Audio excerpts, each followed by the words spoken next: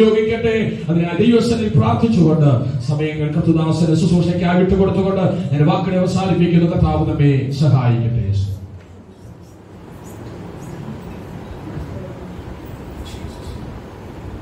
ദൈവത്തിന്റെ പരിശുദ്ധമേറിയ നാമം ഇന്ന് രാത്രി വാഴ്ത്തപ്പെടുന്നതാകട്ടെ. നമുക്ക് പകലും കർത്താവിന്റെ സന്നിധിയിൽ ഒരുമിച്ച് കൂടിയിരിക്കാൻ ലഭിച്ച നല്ല അവസരത്തിനും എല്ലാവിധമായ ദൈവീയ നടത്തിപ്പുകൾക്കും നന്ദിയോടെ ഞാൻ ദൈവത്തിന് സ്തോത്രം ചെയ്യുന്നു. ശബ്ദത്തിൻ്റെതായ ചെറിയ ബുദ്ധിമുട്ട് എനിക്കാണ് സംഭവിച്ചത്. കാരണം നയിക്കണമെന്നും ഒരു കുഴപ്പവുമില്ല. അതുകൊണ്ട് ദയവായി നിങ്ങൾ എന്നെ ശ്രദ്ധിക്കണമെന്ന് ദൈവം നമുക്ക് ഓർപ്പിക്കുന്നു. വളരെ പ്രാർത്ഥനയോടെ നമുക്ക് ദൈവത്തിൻ്റെ സന്നിധിയിലായിരിക്കാം. സ്വർഗത്തിലെ ദൈവം എനിക്ക് കഴിഞ്ഞ പകല് തന്ന ആ ദൈവകൃപയ്ക്ക് എല്ലാ നടത്തിപ്പുകൾക്കും നന്ദിയോടെ ദൈവത്തിന് സ്തോത്രം ചെയ്യുന്നു. വളരെ പ്രാർത്ഥനയോടും പ്രതീക്ഷയോടും ഒക്കെ നമുക്ക് ദൈവത്തിൻ്റെ സന്നിധിയിലായിരിക്കാം. ഇന്ന് രാത്രിയിലും സർവകൃപാലുവായിരിക്കുന്ന ദൈവം നമ്മോട് സംസാരിക്കുന്ന കാര്യത്തിൽ യാതൊരു സംശയവുമില്ല. പകൽക്കാലം ആ ദൈവത്തിൻ്റെ ആത്മാവിൻ്റെ വലിയ ഇടപെടലുകൾ ഉണ്ടായി ഞാൻ വിശ്വസിക്കുന്നു. ഞാൻ പറഞ്ഞതുപോലെ രാത്രിയിലും ഒരുപാട് വലിയ സ്ട്രെയിൻ ചെയ്ത് ഞാൻ കാര്യങ്ങൾ നിങ്ങളുമായിട്ട് പങ്കുവെക്കത്തില്ല. കാരണം നാളെ മറ്റന്നാളിലും ഞായറാഴ്ച സഭായോഗം, തിങ്കളാഴ്ച ആനിക്കാട് IPCയിലാണ് മീറ്റിംഗ്. അങ്ങനെ ഇത് ഇയർ എൻഡ് ആയതുകൊണ്ട് എല്ലാ ദിവസവും മീറ്റിങ്ങുകളും ശുശ്രൂഷകളും കൃപയ ദൈവം ഫലമേൽപ്പിച്ച് ചെയ്തെടുക്കേണ്ടത് ആവശ്യമാണ്. അതുകൊണ്ട് അല്പം ഞാൻ കൂടുതൽ സ്ട്രെയിൻ ചെയ്യുന്നില്ല. കാരണം നമ്മുടെ ഈ ബോക്സുകളൊക്കെ മേളിയിരിക്കുന്നതുകൊണ്ട് എനിക്ക് അത്ര അങ്ങോട്ട് പ്രസംഗിച്ചുകൊണ്ട് ഫലിപ്പിക്കും ഒരു വല്ലാത്ത ബുദ്ധിമുട്ട്. കറക്റ്റ് എനിക്ക് മോണിറ്റർ എന്നും അറിയിച്ചിടാനും കുഴപ്പമില്ല. ഞാൻ എൻ്റെ ശബ്ദത്തിൽ തന്നെ കേട്ടുകൊണ്ടാണ് ഞാൻ പ്രസംഗിച്ചുകൊണ്ടിരിക്കുന്നത്. ദൈവം അനുഗ്രഹിക്കട്ടെ. നിങ്ങളുടെ സ്ഥിതികളൊക്കെ ദൈവം മാറ്റട്ടെ. ദൈവം ശക്തമായി അനുഗ്രഹിക്കട്ടെ. നല്ല മോണിറ്ററും നല്ല സിസ്റ്റവും ഒക്കെ ദൈവം നിങ്ങൾക്ക് നൽകട്ടെ. കർത്താവ് സഭയെ വർദ്ധിപ്പിക്കട്ടെ, വിശാലമാക്കട്ടെ. എല്ലാ അനുഗ്രഹങ്ങളും സ്വർഗത്തിലെ ദൈവം നിങ്ങൾക്ക് നൽകട്ടെ എന്ന് ഞാൻ ഉള്ളതുകൊണ്ട് പ്രാർത്ഥിക്കുന്നു. വളരെ പ്രാർത്ഥനയോടെ വളരെ വലിയ പ്രതീക്ഷയോടെ നമുക്ക് ദൈവത്തിന്റെ സന്നിധിയിലായിരിക്കാം. പരിശുദ്ധാത്മാവ് നമ്മെ നടത്തുകയും ഒക്കെ ചെയ്യും. ആത്മാവിന്റെ വലിയ ബലം നമ്മുടെ മേൽ പകരുമെന്ന കാര്യത്തിൽ സംശയമില്ല. എനിക്ക് വളരെ സന്തോഷമുണ്ട്. ഈ സഭയ്ക്കകത്ത് ശുശ്രൂഷകന്മാരും അതുപോലെ ദൈവവചനം പഠിക്കുന്നവരും അതുപോലെ ആത്മീയ ശുശ്രൂഷയ്ക്ക് തൽപരരായി ലഭിച്ചിരിക്കുന്ന കൃപയ്ക്കൊത്തവണ്ണം കർത്താവിന്റെ വേല ചെയ്യുന്നവരൊക്കെ ഇതിനകത്തുള്ളത് ഓർത്ത് ഞാൻ ദൈവത്തിന് നന്ദിയോടെ സ്തോത്രം ചെയ്യുന്നു. നിങ്ങളുടെ നടുവിൽ തന്നെ എനിക്ക് കർത്താവിനെ ശുശ്രൂഷിപ്പാൻ ലഭിച്ച ആ വലിയ അവസരത്തിൽ ഞാൻ ദൈവത്തിന് നന്ദി പറയുന്നു. വളരെ പ്രാർത്ഥനയോടെ പ്രതീക്ഷയോടെ ദൈവത്തിന്റെ സന്നിധിയിലായിരിക്കാം. പരിശുദ്ധാത്മ നമ്മെ സഹായിക്കട്ടെ, ബലപ്പെടുത്തി. ഞാനൊന്ന് മുൻപോട്ട് നിൽക്കുന്നുണ്ട്. നിങ്ങൾക്ക് ബുദ്ധിമുട്ടില്ലെന്ന് ഞാൻ വിശ്വസിക്കുന്നു. കാരണം ഈ ടേബിൾ ഇച്ചിരി പൊക്കം കൂടി തന്ന് എനിക്കൊരു വല്ലാത്ത അസ്വസ്ഥത പോലെ ഫീൽ ചെയ്യുന്നുണ്ട്. കാരണം ആകെപ്പാടെ ഞാനൊരു അഞ്ജലി ഒരു 4-5 ഹൈറ്റേ ഉള്ളൂ. ഹല്ലേലൂയ. ഞാനിവിടെ നിൽക്കുമ്പോൾ എനിക്ക് തോന്നുന്നു ആ മേശപ്പുറത്തിന്റെ തല വെട്ടി വെച്ചോദിക്കുന്നത് തോന്നുന്നുണ്ട്. കർത്താവ് സഹായിക്കട്ടെ. അതുകൊണ്ട് ഞാൻ ഇച്ചിരി വലുതാണെന്ന് അറിയിക്കാൻ വേണ്ടി ഇച്ചിരി മുമ്പോട്ട് കയറി നിൽക്കുകയാണ്. എനിക്ക് നിങ്ങളോട് ശുശ്രൂഷിക്കാനും എനിക്ക് നിങ്ങളെ ശുശ്രൂഷിക്കാനും ഒക്കെ എനിക്ക് ഇച്ചിരി ഉചിതം ഇതാണെന്ന് തോന്നുന്നു. വളരെ പ്രാർത്ഥനയോടെ ദൈവത്തിന്റെ സന്നിധിയിലായിരിക്കാം. പരിശുദ്ധാത്മാവ് നമ്മെ സഹായിക്കട്ടെ. നിങ്ങളുടെ യാതൊരു പ്രവർത്തനങ്ങളെയോ നിങ്ങളുടെ ഇവിടുത്തെ സെറ്റപ്പുകളെ ഒന്നും ഞാൻ ഈഴ്ത്തിക്കാട്ടുന്നല്ല. അതൊക്കെ മനോഹരമാണ്. ദൈവം നമുക്ക് തന്നിരിക്കുന്ന കൂട്ടായ്മകളും എല്ലാം ഏറ്റവും അനുഗ്രഹമാണ്. ദൈവത്തിന്റെ കരുതലുകളൊക്കെ ഞങ്ങൾ വളരെ പരിമിതിക്കകത്തുനിന്നാണ് കർത്താവിന്റെ ശുശ്രൂഷയിൽ വളർന്നു വന്നത്. കർത്താവ് ഞങ്ങളെ വെണ്ണിക്കുളത്ത് സഭയെ വളർത്തി അതിന് പുത്രിക സഭകൾ തന്നു, എല്ലാം വിശാലമാക്കി. എല്ലാ നിലയിലും കർത്താവ് ഞങ്ങളെ ആത്മീയ ശുശ്രൂഷകളിൽ ദൈവരാജ്യത്തിന്റെ കെട്ടുപണിക്കും വൈഡാക്കി. അന്നേരം നിങ്ങൾ ഓർത്തോളം ഇതൊന്നും ഇല്ലാത്തൊരു കാലം ഞങ്ങൾക്കുണ്ടായിരുന്നു. വളരെ ശൂന്യതകളിൽ നിന്നും കർത്താവിന്റെ മുഖം നോക്കി ഇറങ്ങിയതാണ്. കർത്താവ് ഇത്രത്തോളം മാനിച്ചു. ഞാൻ ഇങ്ങനെ ആലോചിക്കുകയാണ്, കർത്താവിനെ സേവിക്കാൻ ഇറങ്ങി തിരിച്ചതുകൊണ്ട് എത്ര വലിയ ഭാഗ്യമാണ്. ഞാൻ ഓർക്കുന്നത് കർത്താവിനെ സേവിക്കാൻ ഇറങ്ങി തിരിച്ചുകൊണ്ടാണ് നല്ല സ്റ്റാൻഡുകൾ ഷർട്ട് പോലും വിടാൻ എനിക്ക് കഴിഞ്ഞത്. കർത്താവിനെ സേവിക്കാൻ ഇറങ്ങിയപ്പോ ഞാൻ ഓർക്കുന്നു, ഇവിടെ എനിക്കൊന്നൊരു പാസ്നേഹിനകത്താണെങ്കിലും കഴിഞ്ഞ ദിവസം ഷാജി പാസ് ഞങ്ങളോട് പറഞ്ഞത് ഓർക്കുന്നുണ്ട്. പരിശുദ്ധാത്മാവിന്റെ നിറവിനെ കുറിച്ച് പറഞ്ഞപ്പോ ഈ ആത്മാവിനെ കിട്ടിയില്ലായിരുന്നെങ്കിൽ നമ്മുടെ അവസ്ഥ എന്താകുമായിരുന്നു. ശരിയാണ്. ഞാൻ അന്നേരം അവിടെ ഒത്തിരി പൊട്ടിക്കരഞ്ഞു. കാരണം ഇവിടെയൊക്കെ പോകുമ്പോൾ ഞാൻ ഓർക്കുന്നുണ്ട്, കർണാടകയിൽ നമ്മൾ കോവിഡ് മുമ്പ് ഒരു മീറ്റിങ്ങിന് പോയി.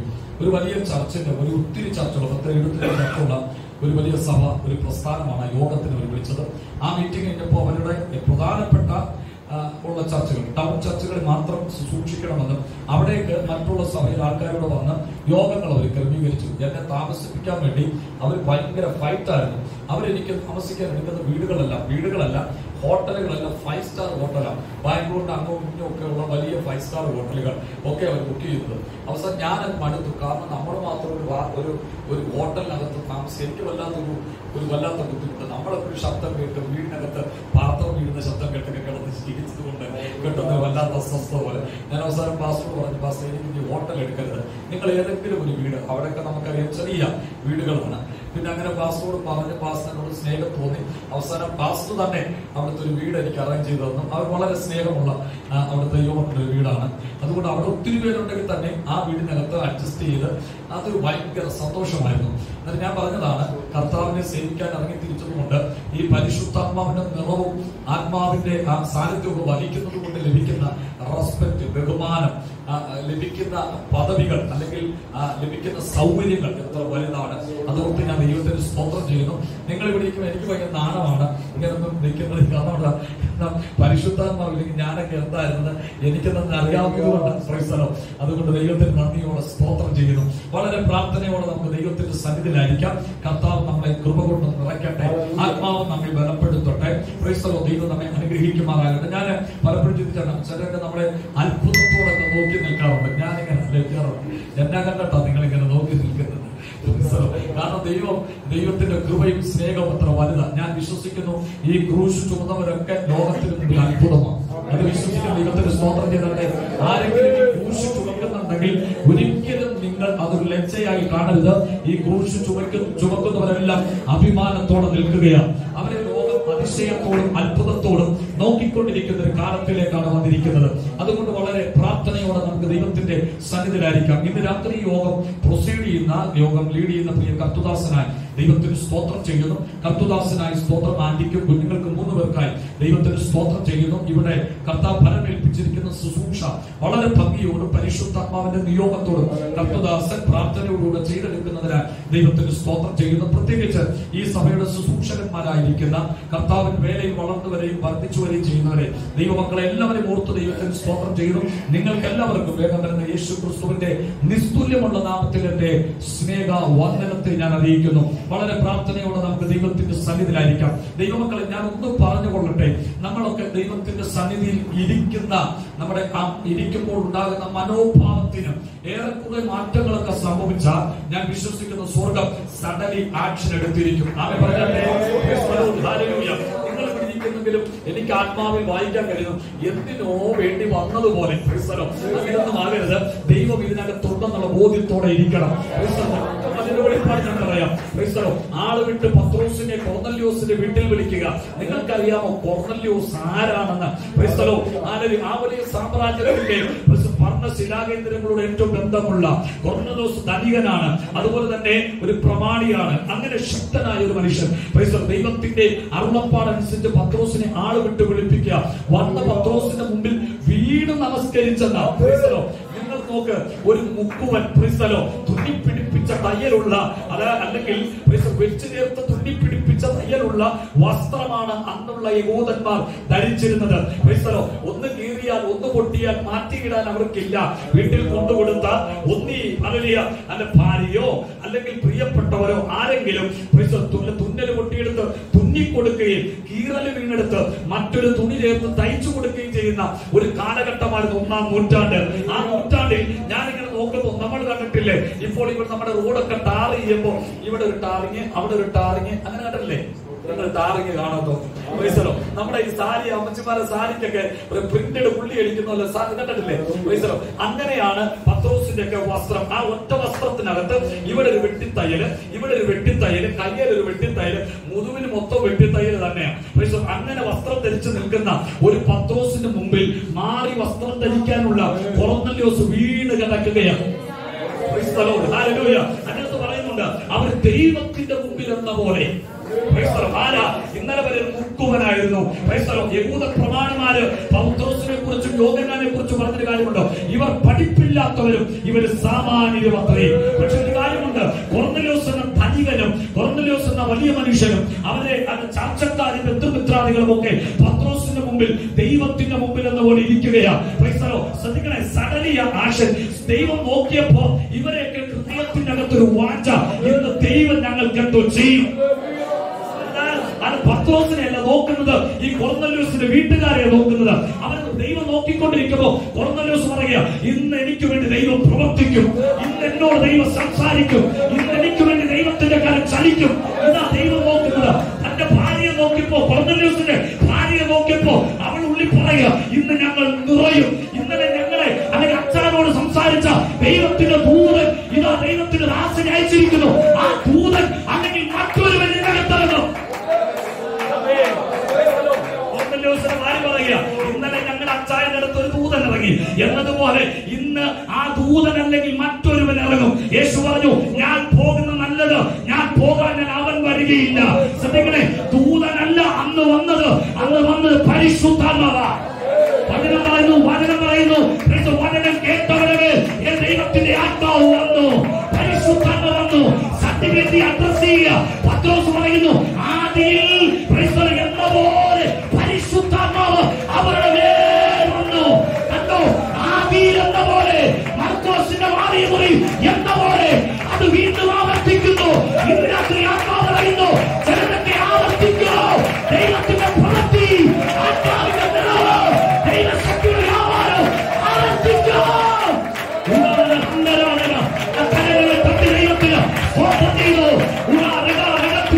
എന്നെ നിറയ്ക്കൂ, എന്നെ ശക്തിപ്പെടുത്തൂ, എന്നെ തുണയെ പകരോ, എന്നെ ഇന്ന് പകരാത്തി ദൈവത്തിന്റെ കാലത്തിൽ ഉപയോഗിക്കൂ.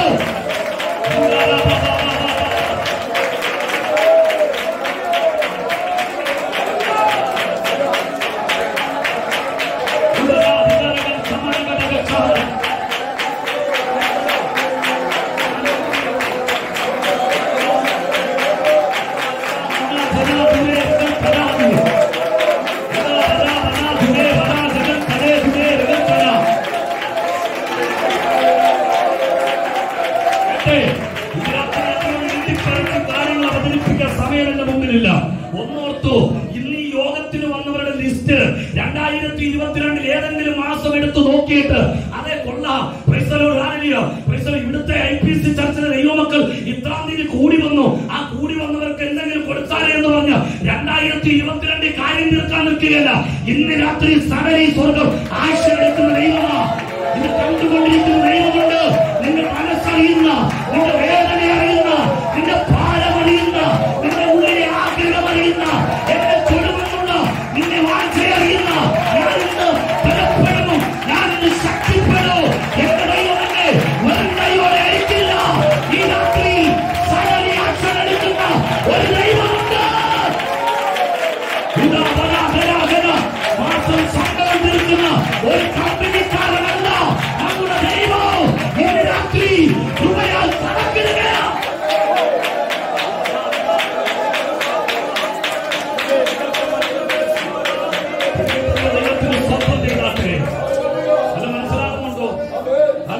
സ്തെഫാനോസ് പ്രസംഗിക്കാൻ എഴുന്നേറ്റപ്പോഴേ സ്വർഗം തുറന്നു കിടക്കുകയാണ്. പക്ഷെ ഏറ് വന്നപ്പോഴാ സ്തെഫാനോസ് മുകളിലേക്ക് നോക്കിയപ്പോ കണ്ടത് സ്വർഗം തുറന്നിരിക്കുന്നത്. എപ്പോഴും തുറന്നിട്ടിരിക്കുകയാണ്, അല്ലാതെ അപ്പോഴും തുറന്നാണോ? ആത്മനിറമുള്ളവർ നോക്ക്, സ്വർഗം തുറന്നിട്ടിരിക്കുന്ന കാണാം. ആർക്ക് വേണ്ടിയാ?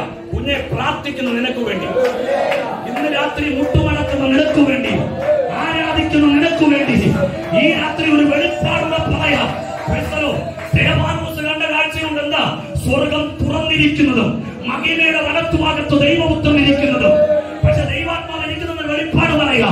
ദേവാനോസ് സ്വർഗം കണ്ടു, മഹിമയുടെ വലത്തുഭാഗത്തിരിക്കുന്ന പുത്രനെ കണ്ടു. എന്നാൽ പുത്രനോട് ചോദിക്കുക, പുത്ര നിങ്ങൾ ആരെയാ കണ്ടത്? യേശു പറയും, ഞാൻ സ്തെഫാനോസിനെ അല്ല കാണുന്നത്, അവനെ കല്ലെറിഞ്ഞവരെ വസ്ത്രം സൂക്ഷിച്ചിരിക്കുന്ന ഒരു ശവലുണ്ട്, അവനെ ഞാൻ കണ്ടുകൊണ്ടിരിക്കുകയാണ്. ഇന്ന് രാത്രി നീ സ്വർഗം കാണുമ്പോ ദൈവം നിന്റെ വീട്ടിൽ ചെലവിലെ, നിന്റെ നാട്ടിൽ ചെലവിലെ, നിന്റെ രക്തബന്ധത്തിൽ ചെലവിലെ, നിന്റെ കാഴ്ചക്കാരിൽ ചെലവിലെ ഇന്ന് രാത്രി എന്റെ ദൈവം കാണുകയാ.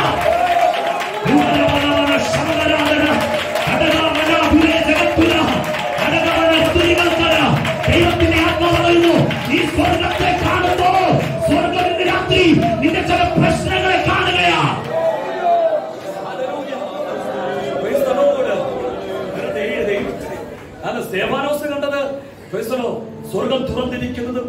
മഹിമയുടെ വലതുഭാഗത്ത് ദൈവപുത്രൻ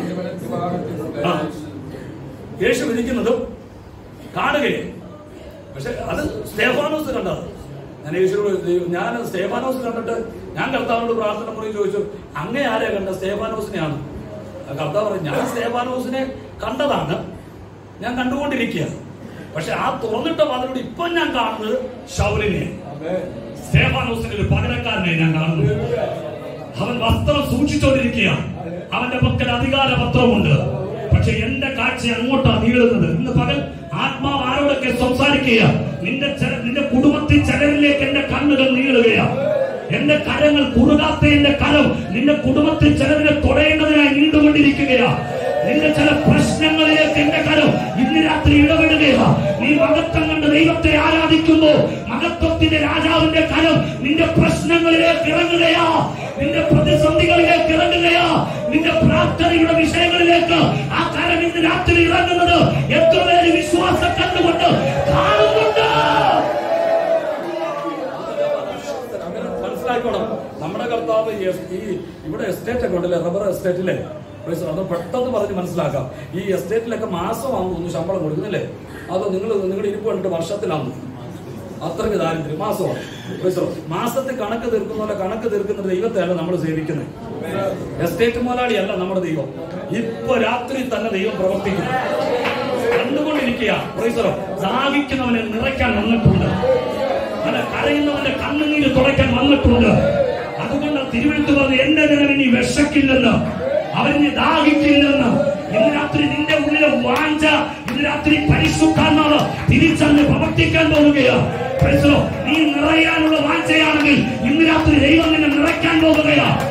അറിയപ്പെടണമെന്ന് ആർക്കെങ്കിലും താല്പര്യമുണ്ടെങ്കിൽ ഇന്ന് രാത്രി നിന്റെ കെട്ടുകളെയും മുഖങ്ങളെയും മുഖത്തിന്റെ അമ്മിക്കയറുകളെയും പോരാട്ടങ്ങളെയും താമര കഥകളെ ഇന്ന് രാത്രി തുറക്കുകയാ. ഈ രാത്രി വിശ്വസിക്കുന്നവരുണ്ടെങ്കിൽ ദൈവത്തെ ആരാധിക്ക്, വിശ്വസിക്കുന്നവരുണ്ടെങ്കിൽ ദൈവത്തെ വണക്കം കൊടുക്ക്, വിശ്വസിക്കുന്നവരുണ്ടെങ്കിൽ അതുകൊണ്ട് ചെയ്യുകയോ.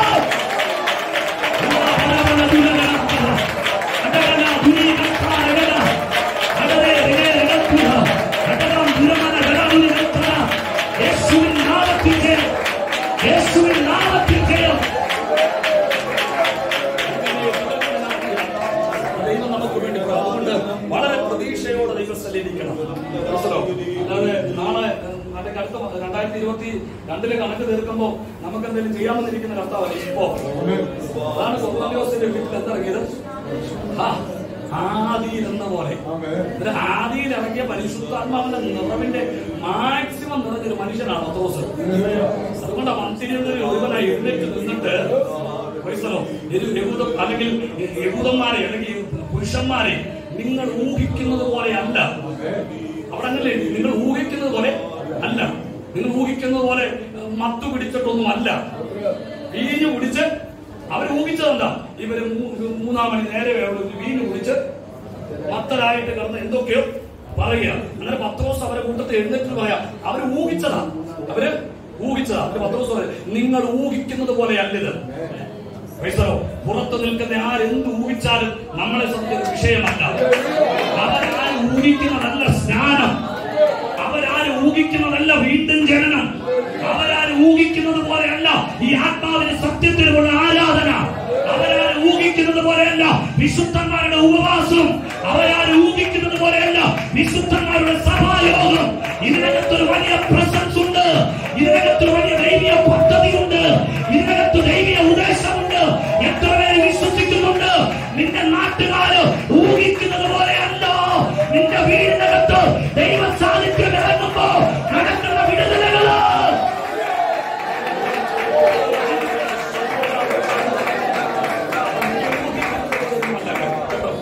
അതാണ് പത്രോസ് പറയാനുള്ളത്. അതങ്ങനെ പ്രസംഗിക്കാൻ അത്ര മാക്സിമം ദൈവകൃപ പ്രാപിച്ച മനുഷ്യനാണ്. അന്നേരം അക്ഷരികമായി ആത്മാവ് ഇറങ്ങി വന്നതിന്റെ എല്ലാ തലത്തിലും പ്രവേശിച്ച് ആത്മനിറവ് പ്രാപിച്ചു. പരിശുദ്ധാത്മാവ് ഉച്ചരിപ്പാൻ കൊടുത്താൽ അന്യഭാഷ പറഞ്ഞ ആളാണ്. അതിന്റെ അർത്ഥം എന്താ? ഇനി ഇതേപോലെ ആത്മാവ് എവിടെയെങ്കിലും ഇറങ്ങിയ അവിടെ ഇറങ്ങിയതാണെന്നല്ല, ഇറങ്ങിയതുപോലെ ആദിയിൽ എന്ന പോലെ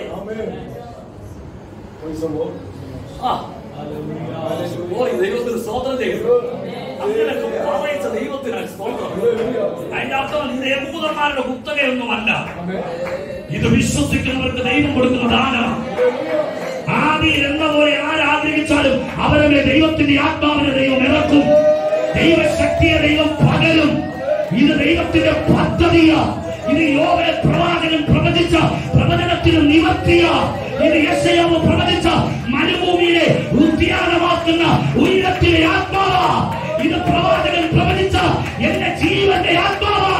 ഇത് പ്രവാചകൻ പ്രവചിച്ച യഹോവയുടെ കാറ്റാ.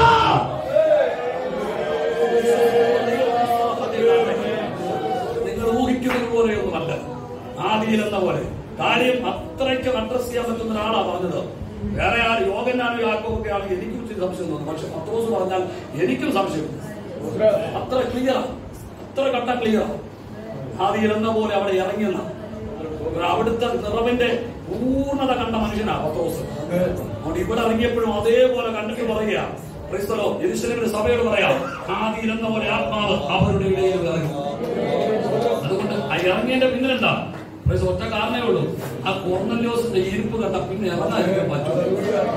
ദൈവത്തിന് ആത്മാവിനെ ഇങ്ങോട്ട് ഇറക്കാതിരിക്കാൻ പറ്റുമോ? കൊർന്നല്യോസിന്റെ ഭാര്യയുടെ ഇരിപ്പൊക്കെ കാണണം. ഈ മനുഷ്യൻ എങ്ങോണ്ട് ഒരാളെ കെട്ടിവലിച്ചോണ്ട് വന്നേക്കുന്നു. നമ്മുടെയൊക്കെ ആണെങ്കിൽ അങ്ങനെ പറയത്തുള്ളൂ. പക്ഷെ കൊർന്നല്യോസിന്റെ ഭാര്യ അങ്ങനെ പറയത്തില്ല. ഇന്നലെ എന്റെ ഭർത്താവിന്റെ ഇടയ്ക്ക് ഇറങ്ങിയ ദൂതൻ പറഞ്ഞനുസരിച്ച് പത്രോസ് ഇവിടെ വന്നത്. ഇന്നലെ ദൂതൻ വന്നെങ്കിൽ ഇന്ന് പത്രോസ് വന്നു. ഇന്ന് പത്രോസ് വന്നാൽ ഞങ്ങൾ കേട്ടുകൊണ്ടിരിക്കുന്നവരുടെ മറ്റെന്തെങ്കിലുമൊക്കെ വരും. വിശ്വസിക്കുന്നവർ ദൈവത്തിന് സ്തോത്രം ചെയ്യട്ടെ.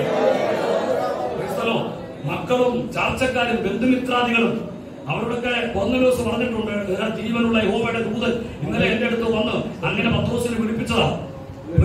യഹോവയുടെ മഹത്വം നമ്മുടെ ഇടയിൽ വർദ്ധിക്കാൻ പോവുകയാണ്, വെളിപ്പെടാൻ പോവുകയാണ്. നമുക്ക് ഒന്ന് അറിയണം ആ ആത്മാവിന്റെ മഹത്വം എന്താണെന്ന്. വചനം കേട്ടവരുടെ മേൽ യഹോവയുടെ ആത്മാവ്. അവരൊക്കെ ദാഹം എന്താണെന്ന് അറിയാമോ? അവരൊക്കെ റോമക്കാരല്ലേ, റോമൻ മത അധിഷ്ഠാനമായി ജീവിച്ചവരല്ലേ. പക്ഷെ അതിന്റെ അപ്പുറത്തേക്ക് ദൈവത്തിന്റെ പ്രവൃത്തി അവരുടെ നാളുകൾ വെളിപ്പെട്ടു. ദൈവത്തിന് സ്തോത്രം ചെയ്താൽ നമുക്കൊരു തിരുവെടുത്ത് വായിച്ചു വേഗത്തിൽ വിശദീകരിക്കാൻ അധികം സമയമില്ലാത്തതുകൊണ്ട് വേഗത്തിൽ ചില കാര്യങ്ങൾ നിങ്ങളുമായി പങ്കുവെച്ച് അവസാനിപ്പിക്കാൻ ആഗ്രഹിക്കുന്നു. വായിക്കാം എഫേസ്യ ലേഖനം 3-ാം അധ്യായം അതിന്റെ 14-15 വാക്യം ശബ്ദം ഉയർത്തി വായിച്ചത്. എഫേസ്യ ലേഖനം 3-ാം അധ്യായം. ഞാൻ സ്വർഗ്ഗത്തിലും ഭൂമിയിലുമുള്ള സകല കുടുംബത്തിനും പേർ വരുവാൻ കാരണമായ പിതാവിന്റെ സന്നിധിയിൽ മുട്ടുകുത്തുന്നു. അവൻ തന്റെ മഹത്വത്തിന്റെ ദാനത്തിന് ഒത്തവണ്ണം അവന്റെ ആത്മാവിനാൽ നിങ്ങൾ അകത്തെ മനുഷ്യനെ സംബന്ധിച്ച് ശക്തിയോട് ബലപ്പെടേണ്ടതിനും മതി. വളരെ പ്രാർത്ഥനയോടെ നമുക്ക് ദൈവത്തിന്റെ സന്നിധിയിലായിരിക്കാം. എഫേസ്യ ലേഖനത്തെ കുറിച്ച് ഒരു ചെറിയ മുഖവര പറഞ്ഞ് വേഗത്തിൽ ആ ചിന്തയുടെ ആധികാരികമായ ആത്മാവ് വെളിപ്പെടുത്തി തന്ന ചിന്തകളിലേക്കും വെളിപ്പാടുകളിലേക്കും നമുക്ക് പ്രവേശിക്കാം. വളരെ പ്രാർത്ഥനയോടെ ദൈവത്തിന്റെ സന്നിധിയിൽ ആയിരുന്നാലും ദൈവമക്കൾ വളരെ പ്രതീക്ഷയോടെ ആയിരിക്കണം. കർത്താവ് ഇന്ന് രാത്രി നമ്മെ തൊടും. ആ ഒരു വിശ്വാസത്തോടെ ഇരുന്നാൽ കർത്താവ് തൊട്ടിരിക്കും. ഹല്ലേലൂയ. നിങ്ങൾക്കറിയാമോ, ഒരു ചെറിയ കുടുംബത്തിൽ ജനിച്ചു വളർന്ന ഒരാളാണ്. എല്ലാ ക്രിസ്മസിനും ക്രിസ്തീയ കുടുംബത്തിൽ ജനിച്ചു വളർന്നതുകൊണ്ട് എല്ലാ ക്രിസ്മസും നോക്കിയിരിക്കും. നാട്ടിലേക്ക് വരാം. മധ്യപ്രദേശിൽ ജോലി ചെയ്യുന്ന സമയത്താണ് നാട്ടിൽ ഒരു ക്രിസ്മസിന് വന്നത്. ഈ ക്രിസ്മസ് ദിവസം വന്നപ്പോ എന്റെ സ്നേഹിതന്മാരായിരിക്കുന്ന ഇവിടെ പലർക്കും പരിചയമുള്ള സഹോദരന്മാർ, ഇവര് എല്ലാവരും പഴയകാല ബന്ധക്കോസുകാരാണ്. നല്ല പരിചയമുള്ള പഴയ കാലത്ത് ബന്ധക്കോസുകാര്. അവരൊക്കെ പലരും എന്റെ സഹപാഠികൾ, എന്റെ സഹോദരിയുടെ സഹപാഠികൾ. അങ്ങനെ എന്റെയും എന്റെ സഹോദരിമാരുടെയും സഹപാഠികളാണ് ഇവർ പലരും. അങ്ങനെ ഇവര് എല്ലാ ക്രിസ്മസിനും, അവര് സത്യത്തിലും ആത്മാവിലും ആരായിരിക്കും സഹോദരന്മാർ, ഇവരെല്ലാ ക്രിസ്മസിനും ഇങ്ങനെ യേശു ക്രിസ്തു വേഗം വരുന്നു എന്നൊക്കെ ഉള്ള ബോർഡൊക്കെ അടിച്ചിട്ട് എല്ലാ വീട്ടിലും ചെന്നിട്ട് അവര് പാടുന്നത് ഉണ്ണി പിറന്നു ഉണ്ണി പിറന്നു അങ്ങനൊന്നുമല്ല പാടുന്നത്. അവര് നല്ല ബന്ധക്കോസുകാരെ പാട്ട് പാടും. അന്ന് ഞാൻ പറഞ്ഞ ബന്ധക്കോസുകാരെ പാട്ട്, ഇന്ന് നമ്മുടെ പാട്ട് പാടും. അങ്ങനെ നമ്മുടെ പാട്ട് പാടി ഇങ്ങനെ ദൈവത്തെ ആരാധിക്കും. അങ്ങനെ പാട്ടുപാടി ആരാധിക്കുന്ന ഒരു 3-4 ദിവസമുണ്ട്. അങ്ങനെ ആരാധിക്കുന്ന അവരിങ്ങനെ എല്ലാ വീട്ടിൽ വന്നിട്ട് ഒരു ലഘുലേഖ കൊടുക്കും, ഒരു ബൈബിള് കൊടുക്കും, അവിടെ പ്രാർത്ഥിക്കും. ഒക്കുന്ന ഒരു ഏരിയൊക്കെ ആണെങ്കിൽ ഞങ്ങളുടെ ഒരു കോളനിക്കകത്ത് ഒരു സഹോദരൻ പ്രസംഗിക്കുന്നു. അവൻ പ്രസംഗിക്കുന്നൊന്നുമല്ല, അവനിപ്പോൾ ബിസിനസ് ഒക്കെ ജീവിക്കുക. അവൻ ഇവിടുന്ന് പ്രസംഗിക്കണം. അങ്ങനെ അവർ വല്ല ആത്മാർത്ഥമുള്ള സഹോദരന്മാരാണ്. അവരെല്ലാം കൂടെ കൂടി ഇങ്ങനെ പ്രാർത്ഥനയൊക്കെ നടത്തി പോവാം. അതിനെനിക്ക് ഓർക്കുന്നുണ്ട്. ഇന്ന് നിങ്ങൾക്കറിയുന്ന കർത്താവിന്റെ ദാസൻ ക്രൈസ്തവ കൈരളിക്ക് സുപരിചിതനായിരിക്കുന്ന മനോഹരമായ ഗാനത്തിന് ഉടമകളായിരിക്കുന്ന പാസ്റ്റർ അനിൽ അടൂരിനെ നിങ്ങൾക്ക് അറിയായിരിക്കും.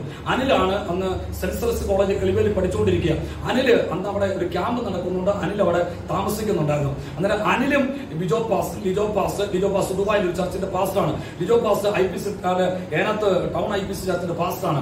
ഇവരെയൊക്കെ കൂടെ ഒരുമിച്ച് സെന്റ് സെബാസ്റ്റ്യൻ കോളേജ് കിളിവേലി പഠിച്ചുകൊണ്ടിരിക്കുക. അങ്ങനെ അനിലുമായിട്ടുള്ള സ്നേഹബന്ധത്തിൽ അനിൽ പറഞ്ഞു, അനിൽ നല്ലതായിട്ട് ഡ്രം അടിക്കാൻ അറിയാം. നിങ്ങൾ വിചാരിക്കുന്ന വലിയ പാട്ടുകാരനൊന്നല്ല, ഒരു സഹോദരൻ ഡ്രം അടിക്കാൻ അറിയാം. അങ്ങനെ അനിൽ പറഞ്ഞു, ഞാൻ വരാം നിങ്ങളോട് ഡ്രം അടിക്കാൻ. അങ്ങനെ കോളേജിൽ നിന്ന് പെന്തക്കോസ്തുകാരായ കൂട്ടുകാരെ കളക്ട് ചെയ്ത് ഈ കൂട്ടത്തിലുള്ളവർക്ക് അങ്ങനെ ഡ്രം അടിക്കാൻ അറിയാത്തതുകൊണ്ട് ഇവരെ കൂടെ കൊണ്ടുവന്നു. ഇവരിങ്ങനെ ഡ്രമ്മൊക്കെ അടിച്ച് 2 ദിവസം കരവുകൾ ഭയങ്കര ശക്തമായിരുന്നു. അങ്ങനെ 3-ാമത്തെ ദിവസം ഡ്രം അടിക്കാൻ ആളില്ല. അനിൽ പറഞ്ഞു, അനിലിന്റെ ചർച്ചിൽ ഒരു ക്യാമ്പ് നടക്കുന്നു. ഷാരോണിലാണ് അനിൽ വിശ്വാസി. അനിൽ പറഞ്ഞു, എന്റെ ചർച്ചില് പ്രൈസലോ, അനിൽ പാസ്റ്റർ പറഞ്ഞു, എന്റെ ചർച്ചില് പ്രൈസലോ മീറ്റിംഗ് നടക്കുന്നു, എനിക്കതുകൊണ്ട് പോകണം. അങ്ങനെ അനിൽ പാസ്റ്റർ അല്ല, അന്ന് അനിൽ പാസ്റ്റർ അല്ല, ഞങ്ങൾ ആരും പാസ്റ്റർമാരല്ല. അങ്ങനെ അനിൽ പാസ്റ്റർ അങ്ങോട്ട്, ഞാൻ റെസ്പെക്ട് കൊണ്ട് പറയുന്നു, പാസ്റ്റർ അങ്ങോട്ട് പോയി. അതിനുശേഷം ഇവരിങ്ങനെ ട്രം അടിക്കാൻ തപ്പി നടന്ന ആൾക്കാരെ. അങ്ങനെ ഇരുന്നപ്പോഴാണ് ട്രംപടി വീരന്മാരായ എന്നെയും എന്റെ ബ്രദറിനെയും ഞങ്ങളെ 2-3 പേരെ കിട്ടിയത്. ഞങ്ങളെയും അത് അന്ന് കുഴി പറഞ്ഞ് അതുവഴി നടക്കുകയായിരുന്നു. എന്നോട് വന്ന് ഞങ്ങളുടെ ഒരു സഹോദരൻ കസിനുമായിരിക്കും ചോദിച്ചു, ബ്രദറെ സഹോദര ഞങ്ങളിങ്ങനെ കരോട് ഇറങ്ങുന്നു, ഞങ്ങളുടെ കൂടെ ഒന്ന് വരാമോ എന്ന് ചോദിച്ചു. പ്രൈസലോ, ഞാൻ ആദ്യമൊക്കെ പഠിച്ചെങ്കിലും പക്ഷെ ദൈവത്തിന്റെ ഒരു പദ്ധതിയാണ്. ഞാൻ പറഞ്ഞു വരാമെന്ന് പറഞ്ഞു. ഇതൊരു ക്രിസ്മസ് കാലമല്ല, ഈ ഒരു ചെറിയ അനുഭവം കൂടെ കേട്ടോ. അങ്ങനെ വരാമെന്ന് പറഞ്ഞു. അങ്ങനെ അവരെ കൂടെ ഞാനും എന്റെ ഞങ്ങളുടെ അടുത്തുള്ള 2-3 ഹൈന്ദവരായിരിക്കും സഹോദരന്മാരും പിള്ളേരെല്ലാം കൂടി ഞാനുണ്ടെങ്കിൽ അവരെല്ലാവരും എന്റെ കൂടെ ഉണ്ട്. അവരെല്ലാം അവിടെ വന്നു. അന്നേരം ഇവരെ മുമ്പിൽ നിന്ന് നല്ല പാട്ടൊക്കെ ആത്മീയമായിട്ട് അവർ നല്ല സത്വദേശത്തോടെ പാട്ടൊക്കെ പാടും. അവർ പാടുന്ന ഏത് പാട്ടിനും നല്ല താളത്തിൽ 4/4 6/8 7/8 ഏത് താളവും നമ്മൾ അടിക്കും. അങ്ങനെ അടിച്ചങ്ങോട്ട് കീറി കൊടുക്കുക. നമ്മൾ ഏറ്റവും പുറയില് മതിലെ ചാരിയോ അവിടുത്തെ അല്ലെങ്കിൽ പേര മരം ഉണ്ടല്ലോ, പേരെ ചാരി നിന്നോ ഒക്കെ നമ്മൾ ഡ്രം അടിക്കുന്നത്. നമുക്ക് മുൻവശമായിട്ട് യാതൊരു ബന്ധവുമില്ല. നമ്മൾ പാട്ട് കഴിഞ്ഞാൽ അവരവിടെ പ്രസംഗിക്കും, യേശുവിനെ കുറിച്ച് പറയും. ഞങ്ങൾ പുറകെ നിൽക്കുന്ന ചാമ്പയ്ക്ക പറിക്കും, ഞങ്ങൾ പേരയ്ക്ക പറിക്കും, വേണമെങ്കിൽ അവിടുത്തെ പട്ടിക്കൂട് വരെ തുറന്നിട്ടിട്ട് ഞങ്ങൾ പോരും. ഇതായിരുന്നു ഞങ്ങളുടെ പരിപാടി. അത് എന്റെ കൂടെ 2 സഹോദരന്മാരെന്ന് പറഞ്ഞല്ലോ, എന്റെ കസിൻസ് ആണ്, അവരെല്ലാം ഉണ്ട്. പിന്നെ നമ്മുടെ നാട്ടിലെ സഹോദരൻ ഞാൻ പറഞ്ഞല്ലോ, ഞാൻ വന്ന എല്ലാവരും തേനീച്ച കൂടുന്നത് എന്റെ കൂടെ കൂടും. അങ്ങനെ ഞങ്ങൾ ഭയങ്കര ബഹളമായിട്ട് നടന്നു. അങ്ങനെ ഒരു ദിവസം ഒരു നല്ല ഹാപ്പിനെസ് മൂടൊക്കെ കിട്ടി ഞങ്ങൾ ഇങ്ങനെ പോയി. പിന്നെ ഞങ്ങൾ അവരോട് തിരിഞ്ഞു നോക്കിയില്ല. അത് ജീവിതത്തിൽ വലിയ വഴിത്തിരിവിന് കാരണമായി. ദൈവം അതിന്റെ ഇടയിൽ സന്ദർശിച്ചു, ദൈവത്തിന്റെ ഇടപെടൽ ഉണ്ടായി. ഞങ്ങൾ ദൈവത്തിന്റെ കൃപയെ മാനസാന്തരപ്പെട്ട് അങ്ങോട്ട് ദൈവത്തിലേക്ക് തിരിഞ്ഞു. അങ്ങനെ ഈ സഹോദരന്മാരാണ് കൂടി നടത്തുന്ന, ഞാൻ ഇവിടുന്ന് എന്റെ അടുത്ത് ഒത്തിരി പരിചയപ്പെടുത്തിയവരെ കൊണ്ട് അവരെ സഹോദരന്മാരെ റിലേറ്റീവ് ആയിരിക്കുന്ന ഒത്തിരി സഹോദരന്മാർ ചർച്ചക്കൂടിലെ പ്രൈസറോ, ഇന്ന് അനീഷ് ഏലപ്പാറ ഇരിക്കുന്ന അനീഷാന്റെ ചർച്ചിലെ വിശ്വാസം ആണ്. റജി, ഇവരെല്ലാവരും റജിയൊക്കെ എന്റെ ഇന്റിമേറ്റ് ആണ്, എന്റെ കൂട്ടുകാരാണ്, എന്റെ കൂടെ പഠിച്ചതാണ്. റജിയൊക്കെ നടത്തുന്ന ഒരു മീറ്റിംഗ് ഉണ്ട്. അന്നേരം എന്റെ കസിൻ പറഞ്ഞു, ഞങ്ങളൊരു ചെറിയ മീറ്റിംഗ് ഉണ്ട്, വരുന്നോന്ന് ചോദിച്ചു. അന്നേരം എനിക്കൊരു മടിയുണ്ടായിരുന്നു, കാരണം ഇവരുടെ ഇടയിൽ പോയി ചുമ തുള്ളിപ്പാഞ്ഞൊക്കെ ഇരിക്കുന്നതാണ്. പക്ഷെ ചെന്നിരുന്നപ്പോൾ ഇവരെ പാട്ട് കേൾക്കണം, നല്ല താളത്തിനൊത്ത പാട്ട്. നമുക്ക് ഇത്തിരി മ്യൂസിക്കലി സെൻസ് ഒക്കെ ഉണ്ടായിട്ട് ആ പാട്ട് ഇഷ്ടപ്പെട്ടു. നമ്മൾ കൂടെ പിടിക്കാൻ നോക്കിയിട്ട് എനിക്ക് വരികൾ അറിയാത്തതുകൊണ്ട് ഞാൻ കൈയടിച്ചങ്ങ് നിർത്തി.